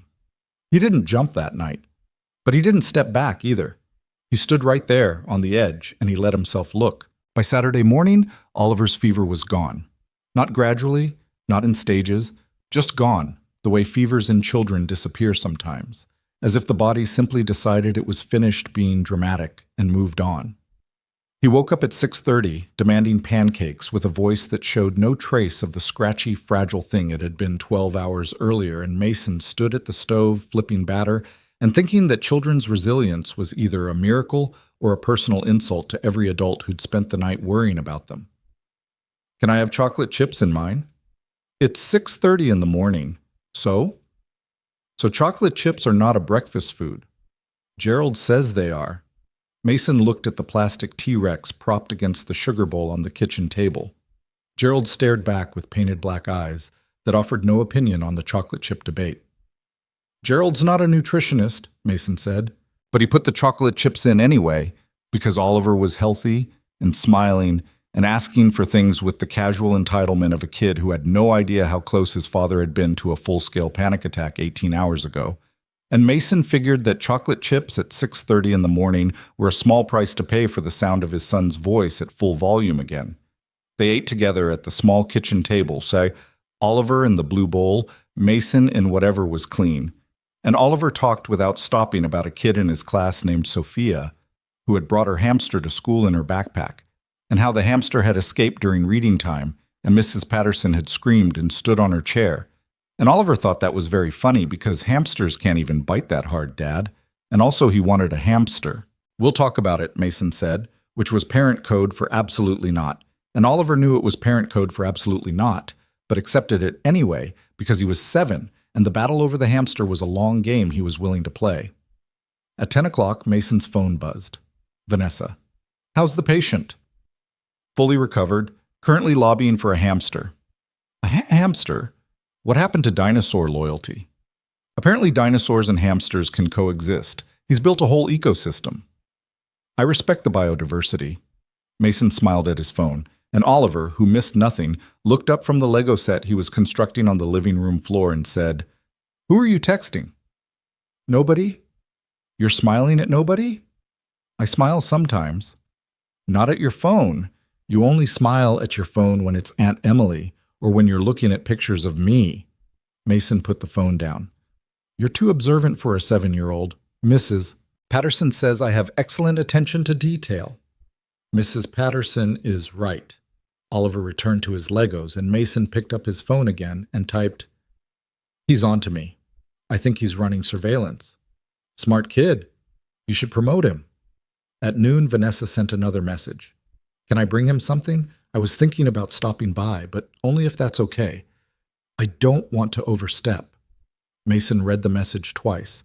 Then he looked around the apartment, at the breakfast dishes still in the sink, at the laundry basket in the hallway that he'd been meaning to fold since Wednesday, at the general state of lived-in disorder that defined a home occupied by a single father and a 7-year-old boy with a dinosaur collection that had colonized every flat surface. He thought about saying no. He thought about the boundaries he'd been so careful to maintain, the invisible lines that kept Vanessa in the category of late-night phone calls and daytime texts, separate from the physical reality of his life, which was messy and small and full of evidence that he was a man just barely holding everything together. But then he thought about what she'd said on the phone the night before, about standing on the same edge, about the same fear, about the same distance between wanting something and being brave enough to reach for it. He typed, "Come over. But fair warning, the apartment looks like a dinosaur fought a Lego factory and both sides lost." "I'll manage." She arrived at 1:15. Mason heard the knock and had a brief, irrational moment of panic, the kind where you suddenly become aware of every imperfection in your home, your clothes, your life, before opening the door. Vanessa stood in the hallway holding a paper bag in one hand and looking nothing like the woman who ran Sterling Axis Technologies. She was wearing a dark green sweater that was slightly too big for her, jeans with a small hole above the left knee that looked like it had been earned rather than designed, and sneakers. Actual sneakers. White, slightly scuffed, the kind you buy because they're comfortable and not because they cost $400. Her hair was down again. Mason noticed this the way he noticed things about her now. Immediately, involuntarily, with a specificity that would have embarrassed him if he'd thought about it too hard. "Hi," she said. "Hi." She lifted the bag. "I brought cookies." "You didn't have to." "They're dinosaur-shaped. I found a bakery in Lincoln Park that makes custom sugar cookies. I may have gone overboard." Mason took the bag, looked inside, and found a dozen intricately decorated cookies shaped like various dinosaur species, each one painted in bright food coloring with a level of detail that suggested Vanessa had given the bakery very specific instructions. "Is that a Parasaurolophus?" he asked, holding up a cookie with a long curved crest. "It is. I did research." "You researched dinosaur cookies?" "I research everything." From the living room, Oliver's voice. "Dad, who's at the door?" Mason looked at Vanessa. She looked back at him. There was a question in the space between them. The question of what this was, of what she was doing here, of what it meant to invite a woman into the apartment where he'd raised his son alone for 4 years. Neither of them had an answer, but the question was there, and they both felt it. "Come in," Mason said. Vanessa stepped inside, and Mason watched her take in the apartment the way an engineer takes in a system. Quickly, methodically, without judgment. The small living room with the sagging couch. The kitchen with its cracked tile and its one working toaster. The hallway lined with Oliver's artwork. Crayon dinosaurs, watercolor rockets, a finger-painted portrait of Gerald that looked like a green blob with teeth. The bookshelf overflowing with picture books and field guides and a single framed photo of Rachel on the top shelf, smiling at the camera with Oliver, tiny, maybe 2 years old, perched on her hip. Vanessa's eyes paused on the photo, just for a second. Then she looked away. "Oliver," Mason called toward the living room. "Come here. Someone brought you something." Oliver appeared in the hallway, Gerald in one hand, Captain in the other, wearing pajama pants covered in rocket ships and a t-shirt that said Dino King in faded iron-on letters. He looked at Vanessa with the frank, unguarded appraisal that only children and very old people are capable of. "Hi," he said. Are you the one who gave me Captain? Mason hadn't told Oliver that. He looked at his son with surprise and then at Vanessa, who was looking at Oliver with an expression Mason had never seen on her face. Not in meetings, not in the cafe, not during their late-night phone calls. It was an expression of complete openness, like a window thrown wide, and it changed her entire face. I am, Vanessa said. She crouched down to Oliver's level, which put her at about 3 feet off the ground, and extended her hand. I'm Vanessa. Oliver shook her hand with the exaggerated seriousness of a child imitating an adult. I'm Oliver. Captain sleeps on my other pillow now. Gerald was jealous at first, but they worked it out. How did they work it out? I told Gerald that Captain was a herbivore, so he wouldn't eat any of Gerald's food. Gerald is a carnivore. They have different food groups. That's very diplomatic. What's diplomatic mean? It means you're good at making people and dinosaurs get along. Oliver considered this, then nodded, apparently satisfied with the assessment. Dad said you're his friend from work. That's right. Do you know about dinosaurs? Some. Not as much as you, I bet. Nobody knows as much as me. That's what Mrs. Patterson says. She says I have a specialized interest. Specialized, Mason corrected gently. That's what I said. Oliver turned back to Vanessa. Do you want to see my collection? I would love to see your collection. And that was it. That was all it took. No awkwardness, no stiffness, no careful adult maneuvering. Oliver took Vanessa's hand, just reached out and grabbed it, the way children do when they've decided someone is safe, and led her to the living room, where the full extent of his dinosaur empire was on display. Mason stood in the hallway holding a bag of dinosaur cookies and watching the CEO of Sterling Axis Technologies sit down on his living room floor while his 7-year-old son introduced her to every member of his plastic prehistoric army, one by one, with biographical details that he made up on the spot. This is Rex. He's the leader. He's grumpy but fair. This is Spike. She's a Stegosaurus, and she's in charge of defense. This is Tiny. He's an Allosaurus, but he's actually really big. I just named him Tiny because it's funny. Vanessa sat cross-legged on the carpet, her sneakers tucked under her knees, and listened to every word with a focus that Mason recognized. The same focus she brought to board meetings and investor calls, except now it was directed at a 7-year-old's imaginary dinosaur government, and she was treating it with exactly the same respect. What about Captain? She asked, pointing to the stuffed ankylosaur that Oliver had brought from the bedroom. Where does he rank? Captain is Special Forces. He only comes out for important missions. Like what? Like when Dad has a bad day. Captain is good at making bad days better. Vanessa glanced up at Mason, who was leaning against the doorframe. Their eyes met and something passed between them. Not a word, not a gesture, just a current, warm and steady, like electricity through a wire. Captain sounds very important, Vanessa said, turning back to Oliver. He is. He's the most important one after Gerald. They spent the next 2 hours on the living room floor. Vanessa helped Oliver build a Lego dinosaur habitat that incorporated an elaborate water feature made from a plastic cup and a system of tunnels constructed from paper towel rolls. Mason watched from the couch, occasionally handing over pieces or offering engineering advice that was mostly ignored because Oliver had very specific architectural standards, and Mason's suggestions were, according to his son, not how dinosaurs would do it. The cookies were a hit. Oliver ate 3 Parasaurolophuses and a Brachiosaurus and pronounced them the best cookies in the world, even better than the ones Grandma makes. But don't tell her I said that. Around 3:30, Oliver started yawning, his body still recovering from the fever, the burst of energy beginning to fade. He curled up on the couch with Gerald and Captain, and within 10 minutes, he was asleep, his head resting on a throw pillow that had seen better days, his mouth open, one sock on, and one sock mysteriously missing. Mason covered him with a blanket and turned to Vanessa, who was sitting on the floor surrounded by Lego pieces and paper towel tubes and the remains of a dinosaur-shaped cookie, looking up at him with an expression he couldn't quite read. He's incredible, she said quietly. He's a handful. Those aren't mutually exclusive. Mason sat down on the floor across from her, his back against the base of the couch. Between them, the Lego habitat sprawled like a miniature city, its paper towel tunnels slightly crushed, its plastic cup water feature tilted at an angle that defied physics. "Thank you," he said, "for coming, for the cookies, for sitting on my floor for 2 hours listening to a 7-year-old explain dinosaur politics. I didn't do it for you." Mason raised an eyebrow. "No? I did it for me. I haven't sat on a floor and built something with my hands in, I don't know how long, years, maybe since Daniel." She picked up a Lego brick and turned it over in her fingers.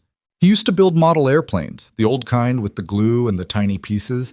He'd sit at the kitchen table for hours, and I'd sit across from him working on my laptop, and we wouldn't talk, but we didn't need to. Just being in the same room was enough." "That sounds nice." "It was." She set the brick down. "I forgot what that feels like. Being in a room with someone and not needing to perform, not needing to be the CEO or the decision maker or the one with all the answers, just being." "You didn't perform today." "No, I didn't." They sat in the quiet. On the couch above them, Oliver shifted in his sleep, murmuring something about stegosaurs that neither of them could make out. The afternoon light came through the windows at a low angle, catching dust particles in the air and turning them gold. "Vanessa." "Yeah." "What are we doing?" She looked at him, not the sharp analytical look she gave in meetings. Something slower, something that took its time. "I don't know." That's not a very CEO answer. "I'm not your CEO right now." "Then what are you?" She held his gaze for a long time. The apartment was quiet except for Oliver's breathing and the distant hum of the city outside. "I'm someone who spent 3 years convincing herself she didn't need this, and I'm sitting on your living room floor covered in cookie crumbs, and your kid fell asleep on the couch, and I can hear him breathing, and it's the most peaceful sound I've heard since Daniel's heart monitor flatlined." Her voice didn't crack this time. It stayed steady, but Mason could see the effort it cost her. The way her jaw tightened, the way her fingers pressed harder against the carpet, the way she held herself very still, as if any sudden movement might break whatever was holding her together. "I'm not good at this," she said. "I need you to know that. I'm controlling and I work too much, and I have a therapist who says I use achievement as a substitute for intimacy, and she's not wrong. I checked the locks on my door 3 times now, instead of 4, which my therapist says is progress, but I think is just a different number. I don't know how to do this, whatever this is, without trying to manage it like a project, and I know that's not how it works, but I don't know any other way." Vanessa. "And I'm scared of Oliver, not of him. He's the best kid I've ever met. I'm scared of how much I already care about him, because caring about a child who isn't mine, that's a door I can't close once I walk through it. And if this doesn't work, if we try and it falls apart, I don't just lose you, I lose him too, and I've lost enough." "Vanessa." "What?" "Stop talking." She stopped. Mason reached across the Lego habitat and took her hand, not dramatically, not in a sweeping cinematic gesture.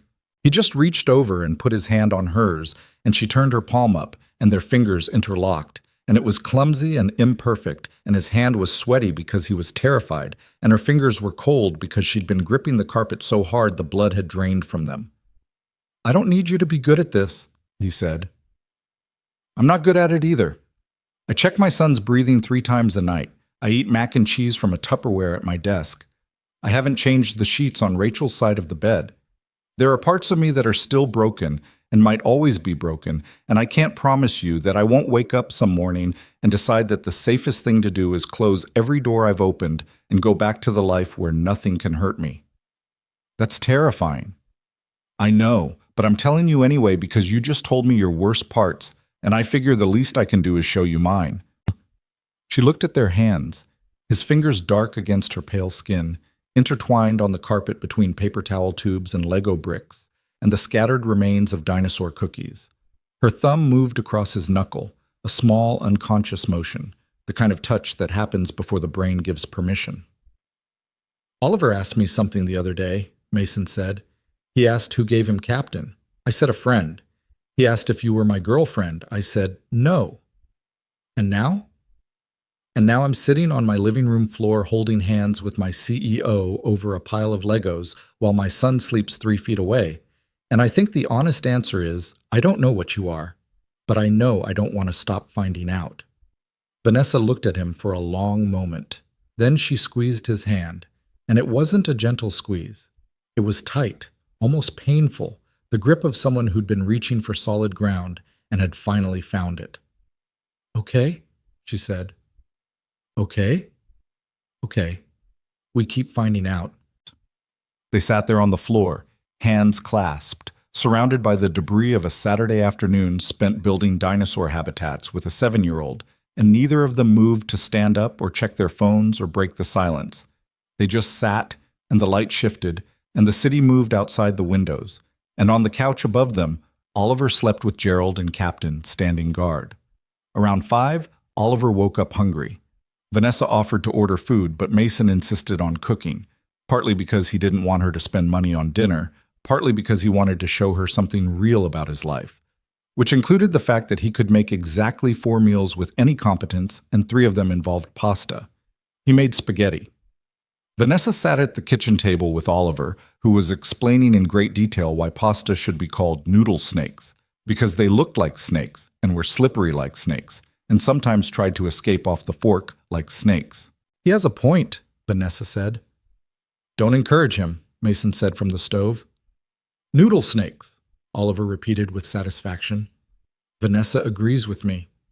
Mason turned and saw them sitting together at his kitchen table, the woman with the hole above the knee of her jeans and the boy with one sock missing, and felt something unlock inside his chest that he'd been keeping sealed for so long he'd forgotten what was in there. It was warmth, not the desperate, clinging warmth of loneliness finding relief, but something steadier, something that felt like the beginning of a foundation, something that, if he was very careful and very brave and very lucky, might one day hold the weight of a life larger than the one he'd been living. They ate dinner together. The spaghetti was slightly overcooked. Oliver got sauce on his shirt, and Vanessa got sauce on her sweater, and Mason got sauce on the counter and the floor, and somehow the ceiling, which none of them could explain. It was messy and loud and imperfect, and nothing about it was elegant or polished. It was the best meal Mason had eaten in 4 years. After dinner, Vanessa helped Oliver brush his teeth, a process that involved negotiation, a timer shaped like a frog, and a debate about whether dinosaurs had to brush their teeth too, and then sat on the edge of his bed while Mason read the dinosaur book. She listened the way Oliver listened, with full attention, and when the story was over, Oliver looked at her with the sleepy, trusting eyes of a child who has decided without ceremony or analysis that a person belongs. Vanessa? Yeah? Are you coming back tomorrow? Vanessa looked at Mason. Mason looked at Vanessa. If your dad says it's okay, she said. Oliver turned to Mason. Dad, say it's okay. Mason felt the word forming before he chose it, rising from somewhere deeper than thought, from the place where the locked room in his chest had finally cracked open and let the light pour through. It's okay, he said. Oliver smiled, the huge, gap-toothed, unguarded smile that was the single most valuable thing in Mason's world, and pulled the blanket up to his chin and closed his eyes. Night, Dad. Night, Vanessa. Night, Gerald. Night, Captain. Good night, buddy. Good night, Oliver. They walked out of the room together, and Vanessa pulled the door almost closed, leaving it open just a crack, the way Mason always did, without being told. He noticed. He noticed. And the noticing hit him somewhere behind his ribs with a force that surprised him. In the hallway, standing between Oliver's closed door and the living room full of Lego debris and spaghetti-stained napkins, Vanessa turned to him. I should go. Yeah. It's getting late. Yeah. Neither of them moved. Mason. Yeah. Today was the happiest I've been in 3 years. He looked at her. Sauce on her sweater, hair coming loose from whatever she'd done with it that morning, standing in his dim hallway that smelled like garlic and children's toothpaste. And he felt the edge again. The one they'd been standing on for weeks. The one where the view was terrifying and beautiful and impossible to turn away from. Me too, he said. She reached up and touched his face, just her fingertips against his jaw, barely there, the lightest contact. He didn't move. She didn't move. They stood in the hallway for a moment that lasted much longer than it should have, and then she dropped her hand and stepped back. "Tomorrow," she said. "Tomorrow."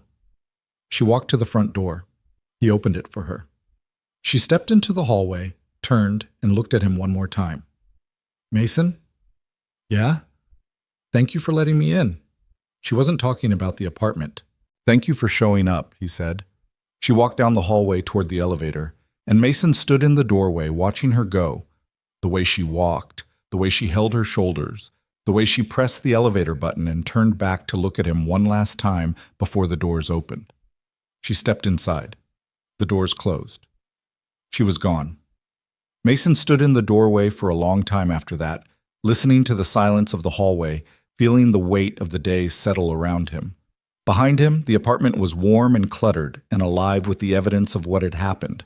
Lego pieces on the carpet, cookie crumbs on the floor, 2 plates and 3 forks in the sink, and his son asleep in the other room with a plastic T-Rex and a stuffed ankylosaur that a woman had bought because she cared about a boy she'd never met.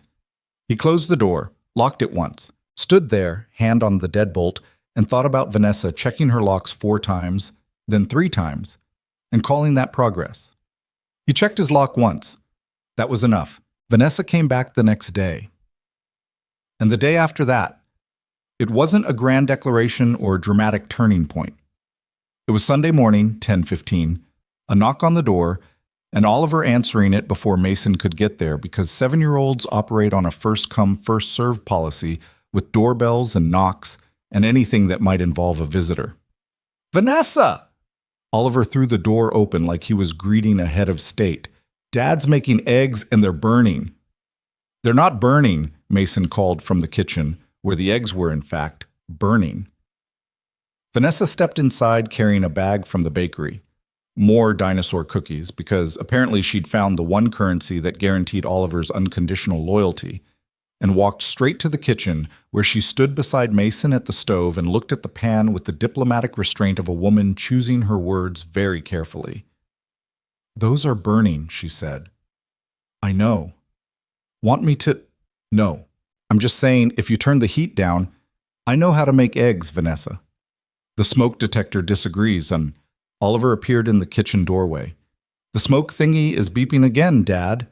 Mason grabbed a dish towel, fanned the smoke detector into silence, scraped the eggs onto 3 plates, and set them on the table with the weary pride of a man who had technically completed the task he set out to do, even if the results were questionable. They ate together. The eggs were dry.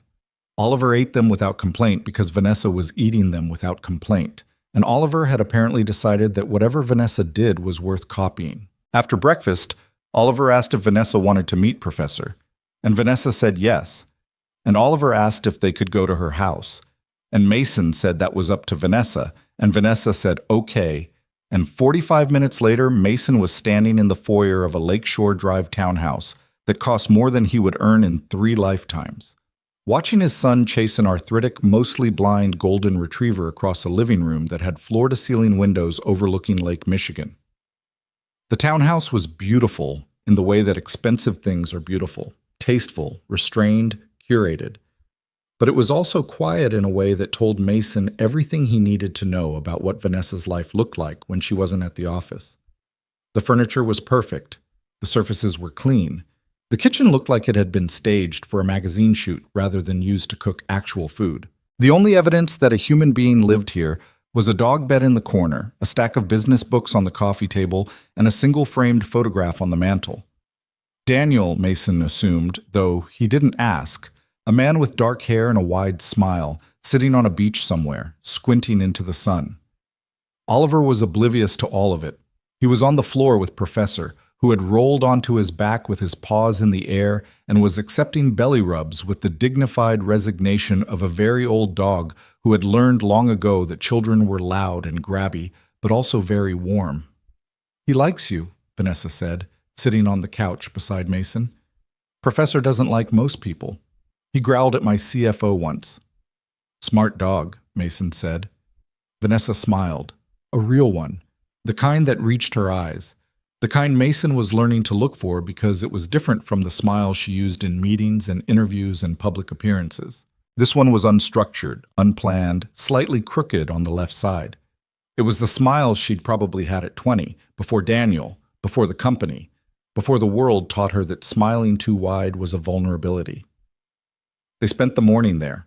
Oliver explored every room, asked approximately 400 questions about the Lakeview, tried to teach Professor to fetch a ball. The dog caught it once, mostly by accident, and Oliver celebrated like they'd won a championship, and eventually fell asleep on Vanessa's couch with Professor curled beside him, the old dog's head resting on the boy's leg. Mason and Vanessa sat in the kitchen drinking coffee and watching them through the doorway. The boy and the dog, asleep together on a couch that cost more than Mason's car, in a house that belonged to a woman who, 3 weeks ago, had been nothing more than his CEO. "He fits here," Vanessa said quietly. "He fits everywhere. That's his superpower." "I'm serious, Mason." "I know." He looked at her. "I'm serious too. He fits everywhere because Rachel raised him that way. To be open, to be curious, to walk into a room full of strangers and find a friend. I can't take credit for that. That was all her." It was the first time he'd mentioned Rachel by name in Vanessa's presence since the cafe. The name settled between them like a third person at the table, present, real, impossible to ignore. "Tell me about her," Vanessa said. Mason looked at his coffee.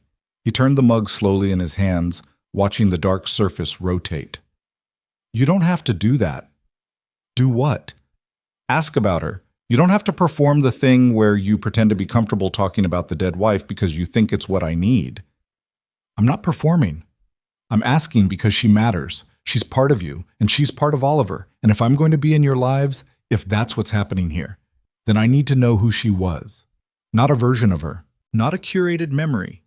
Her." Mason looked at Vanessa for a long time.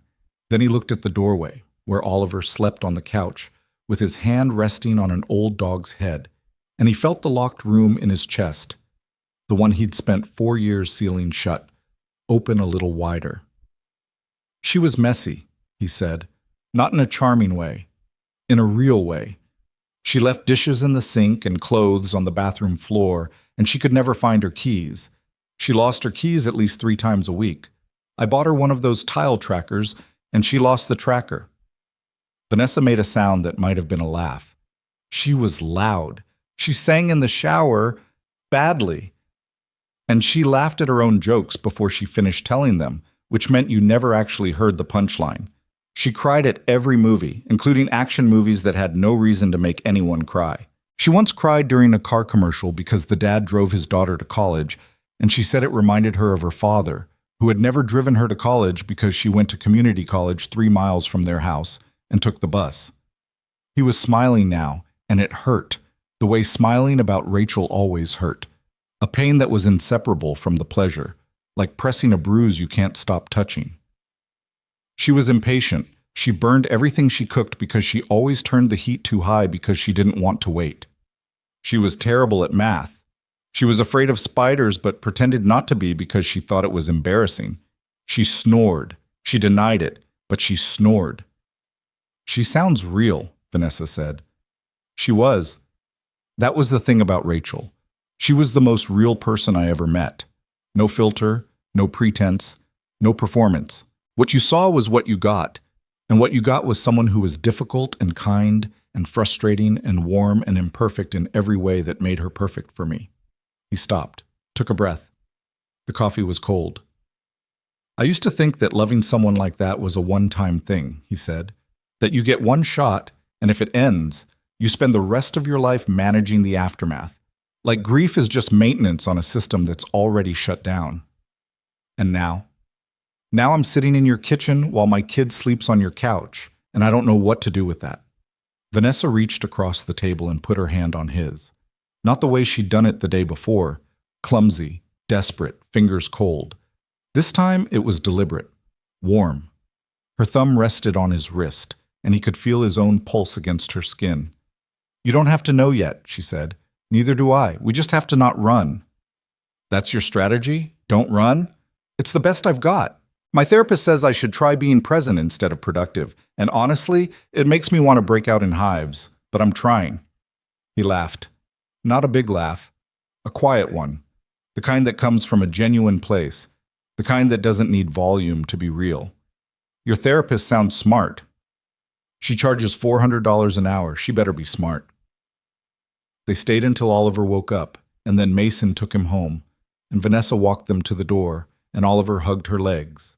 Just wrapped his arms around her knees and squeezed, the way he hugged Mason or his grandmother or anyone he'd decided belonged to him. And Vanessa put her hand on the boy's head and looked at Mason over Oliver's small body with an expression that said everything they hadn't said yet.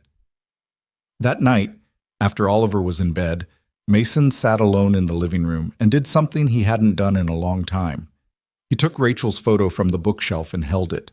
It was a photo from their wedding, not the professional one, not the posed shot with the flowers and the lighting, the candid one.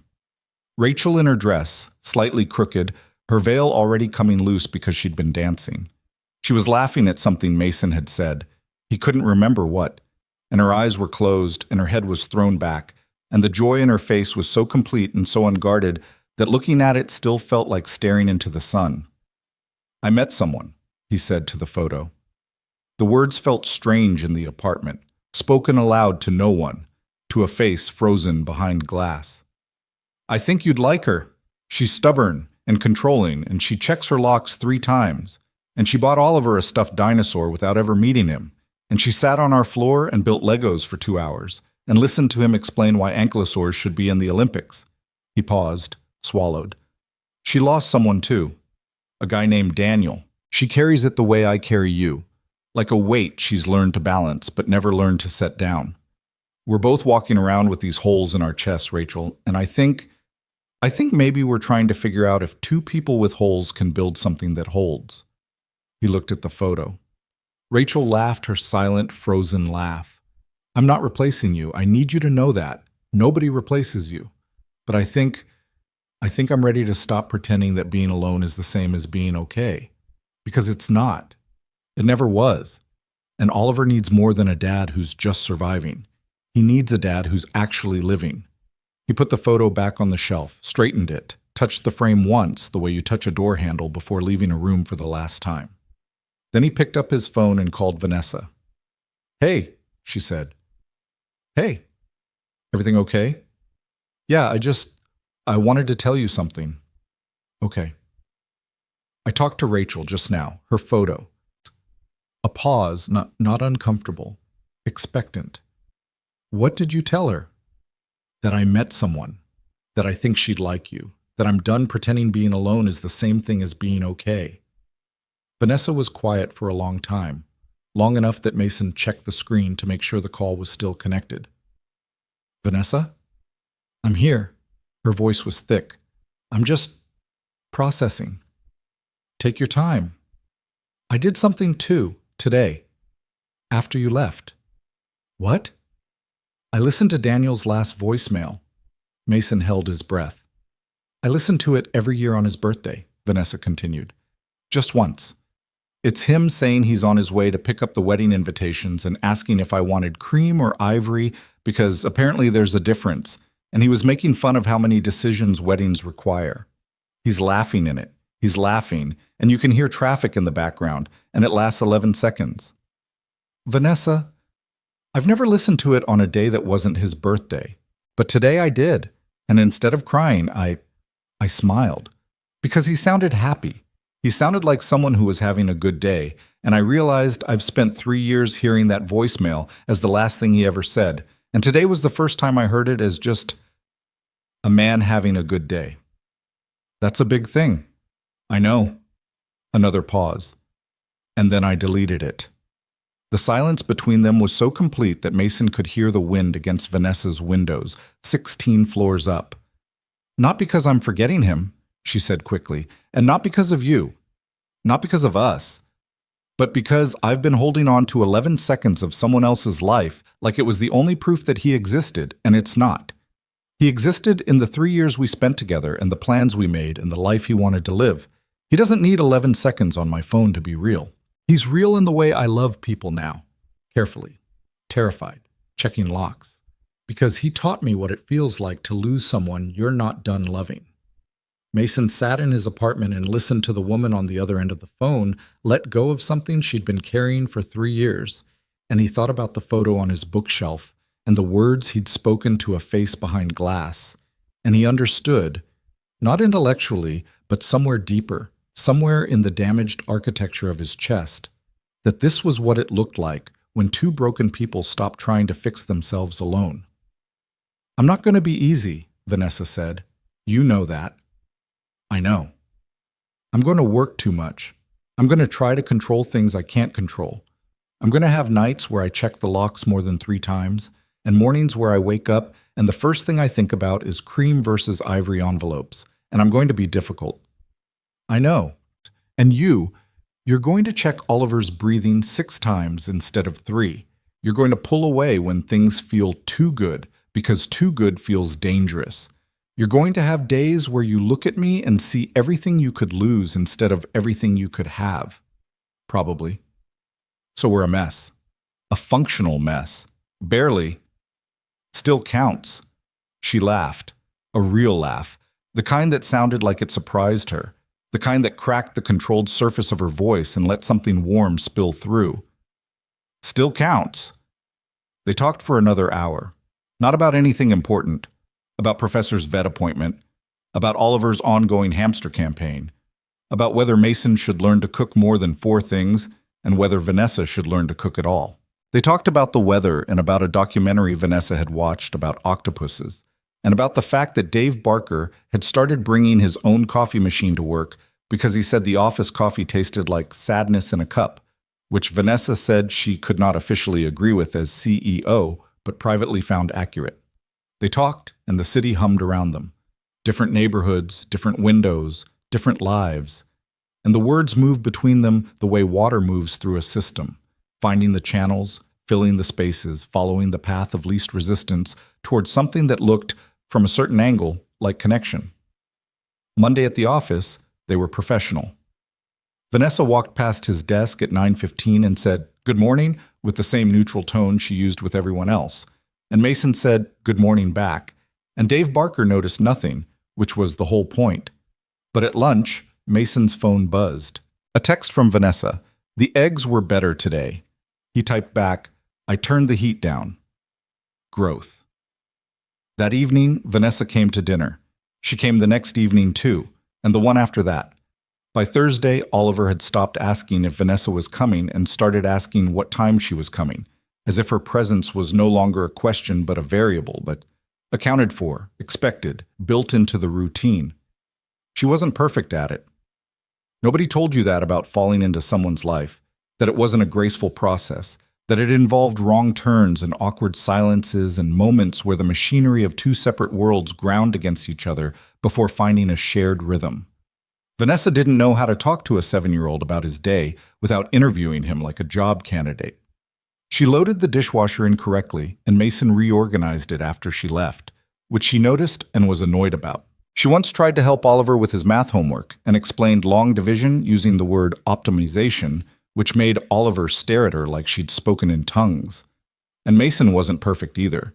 He forgot to tell her about Oliver's peanut allergy until she'd already bought peanut butter cookies, and the look on her face, the genuine unmasked terror of someone who'd almost inadvertently hurt a child she cared about, made Mason realize how deep her investment had already grown.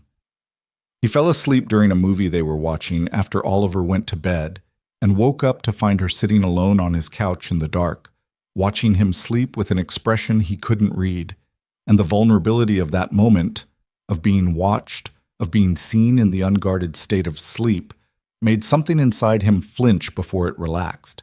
They argued once, badly, about whether Oliver should know that Vanessa was more than a friend. Mason wanted to wait. Vanessa said waiting was just a polite word for hiding. Mason said she didn't understand how careful you had to be with a kid who'd already lost one person. Vanessa said she understood loss better than he wanted to admit. They didn't speak for 2 days, and those 2 days were the longest of Mason's recent life. Longer than the nights after Rachel died, longer than the hours in the emergency room with Oliver's asthma, because this silence was different. This silence was a choice, and choices could be unmade or they could become permanent, and Mason didn't know which way this one was going to go. It was Oliver who broke the standoff. Not intentionally. He came home from school on that second silent day, sat at the kitchen table with his snack, and said very casually, "Dad, how come Vanessa didn't come yesterday?" "She was busy." "She's always busy, but she always comes." "Not always." Oliver ate a grape. Studied it the way he studied everything. Seriously, thoroughly, with the focus of a small person trying to understand a large world. "Did you have a fight?"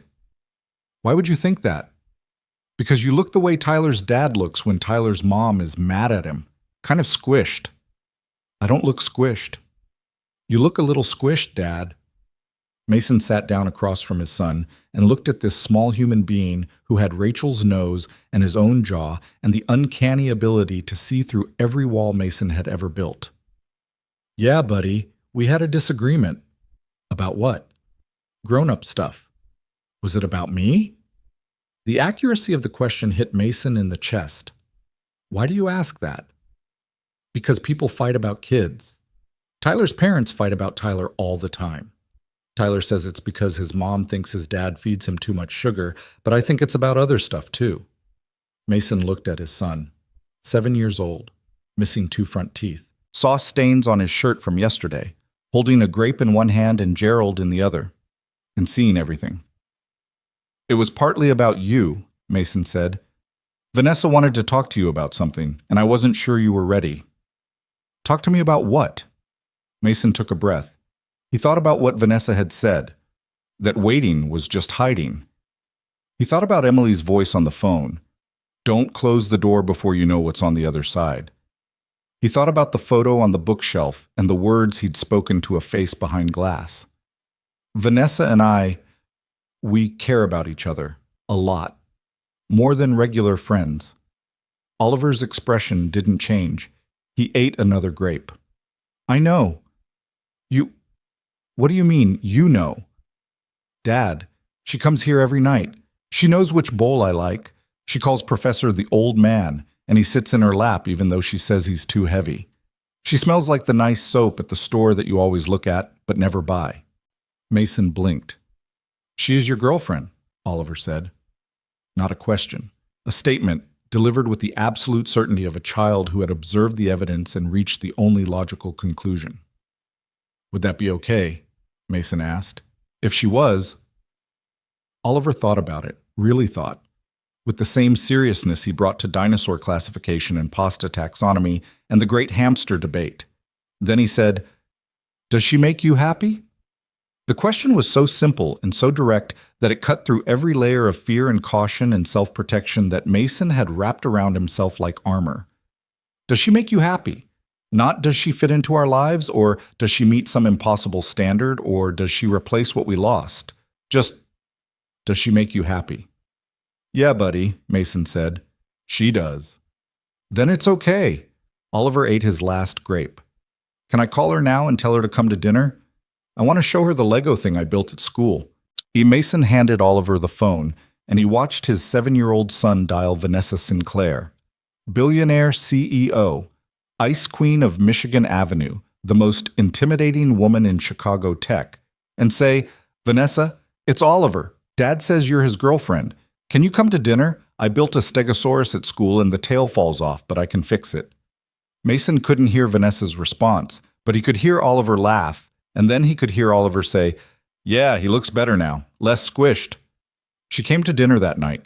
She came through the door and Oliver hugged her legs the way he always did. And she put her hand on his head the way she always did. And then she looked at Mason over Oliver's small body, and her eyes were red, and her jaw was tight, and she was holding herself together with the same effort she'd held herself together in the cafe 3 weeks ago, when she'd told him about cream-colored envelopes and a man who died laughing. "He called me," she said. "I know. He called me and told me I was your girlfriend. He's very direct." "Mason, come inside." She came inside. Oliver dragged her to the living room to show her the stegosaurus with the detachable tail. Mason went to the kitchen and started making pasta, the only reliable dish in his repertoire, and listened to the sound of his son's voice and the sound of Vanessa's voice and the sound of them together, filling the apartment with something it had been missing for 4 years, not replacing what was lost.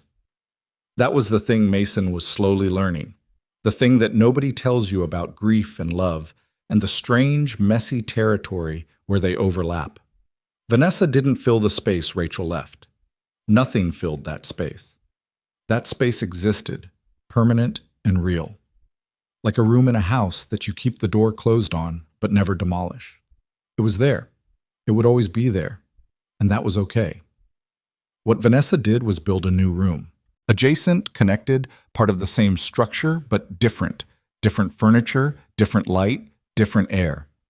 A room that existed not because the old one was inadequate, but because the house was bigger than Mason had thought.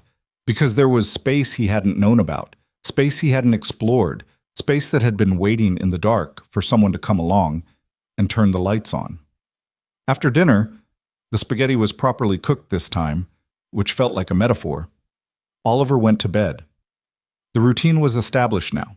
Mason read the dinosaur book. Vanessa sat on the edge of the bed.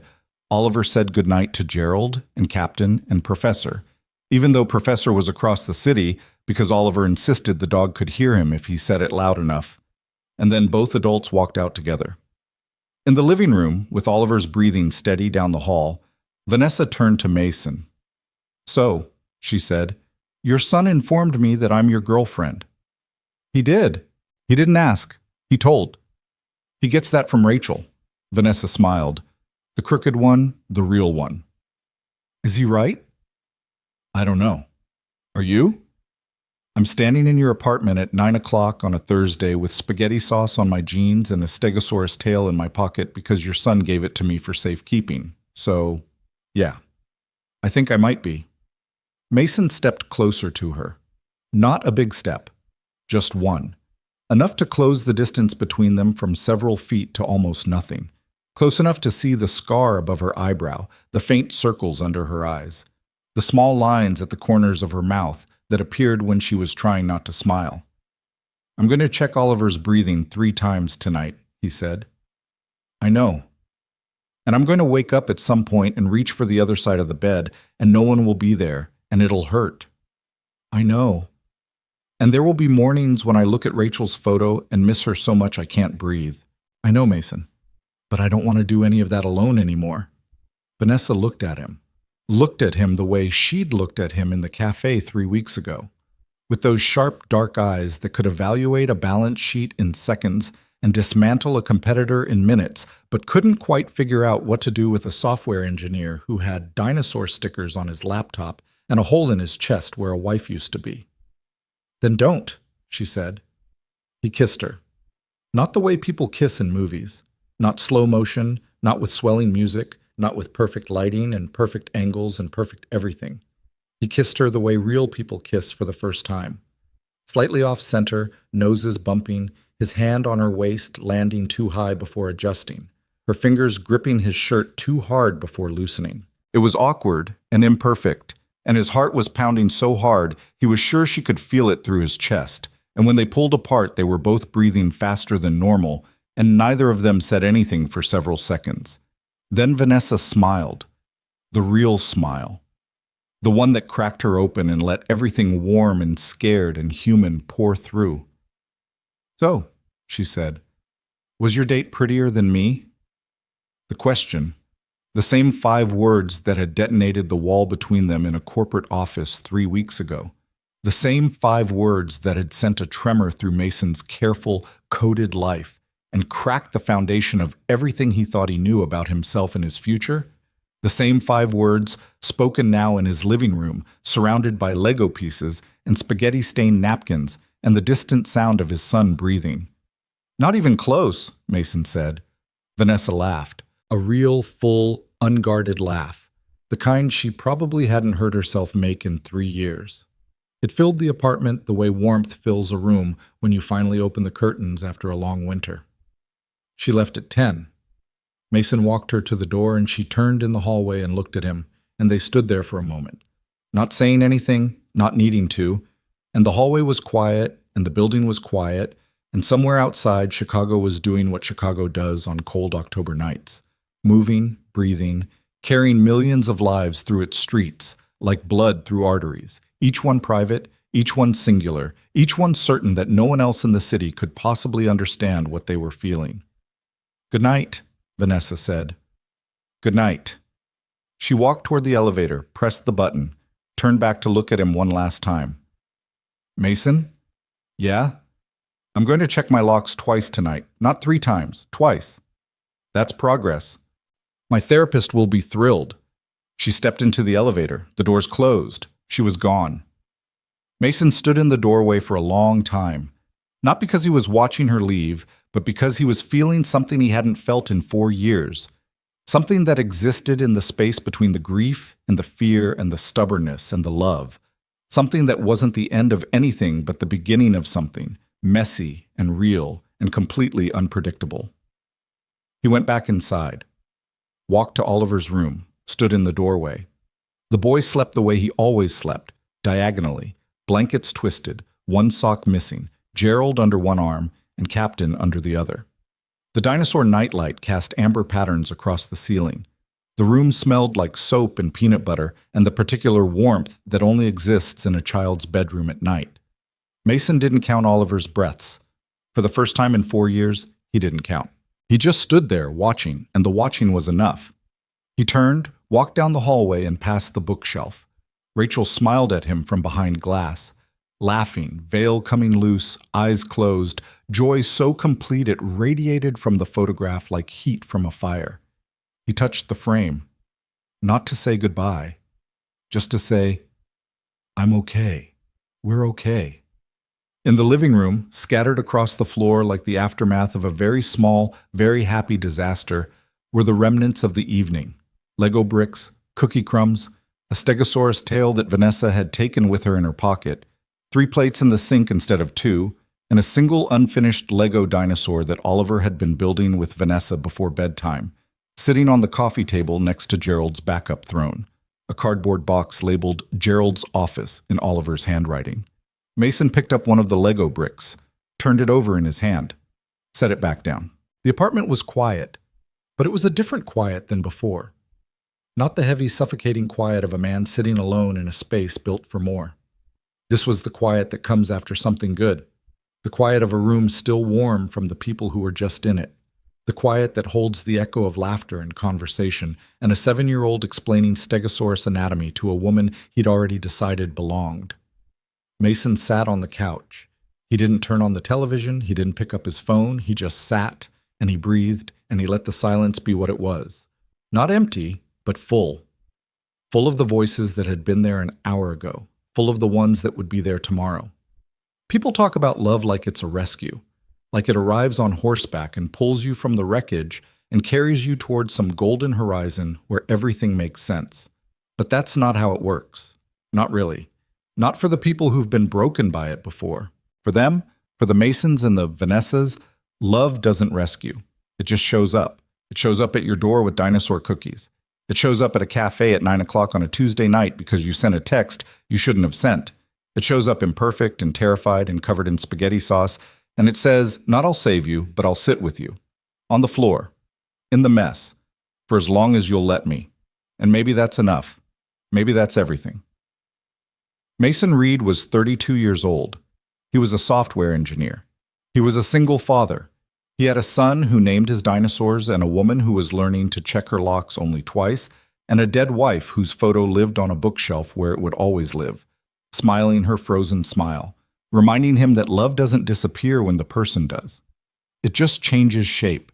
It becomes the way you butter toast diagonally, the way you save the blue bowl, the way you stand in a doorway at midnight, watching your child breathe, knowing that you are not enough, that you will never be enough, and showing up anyway.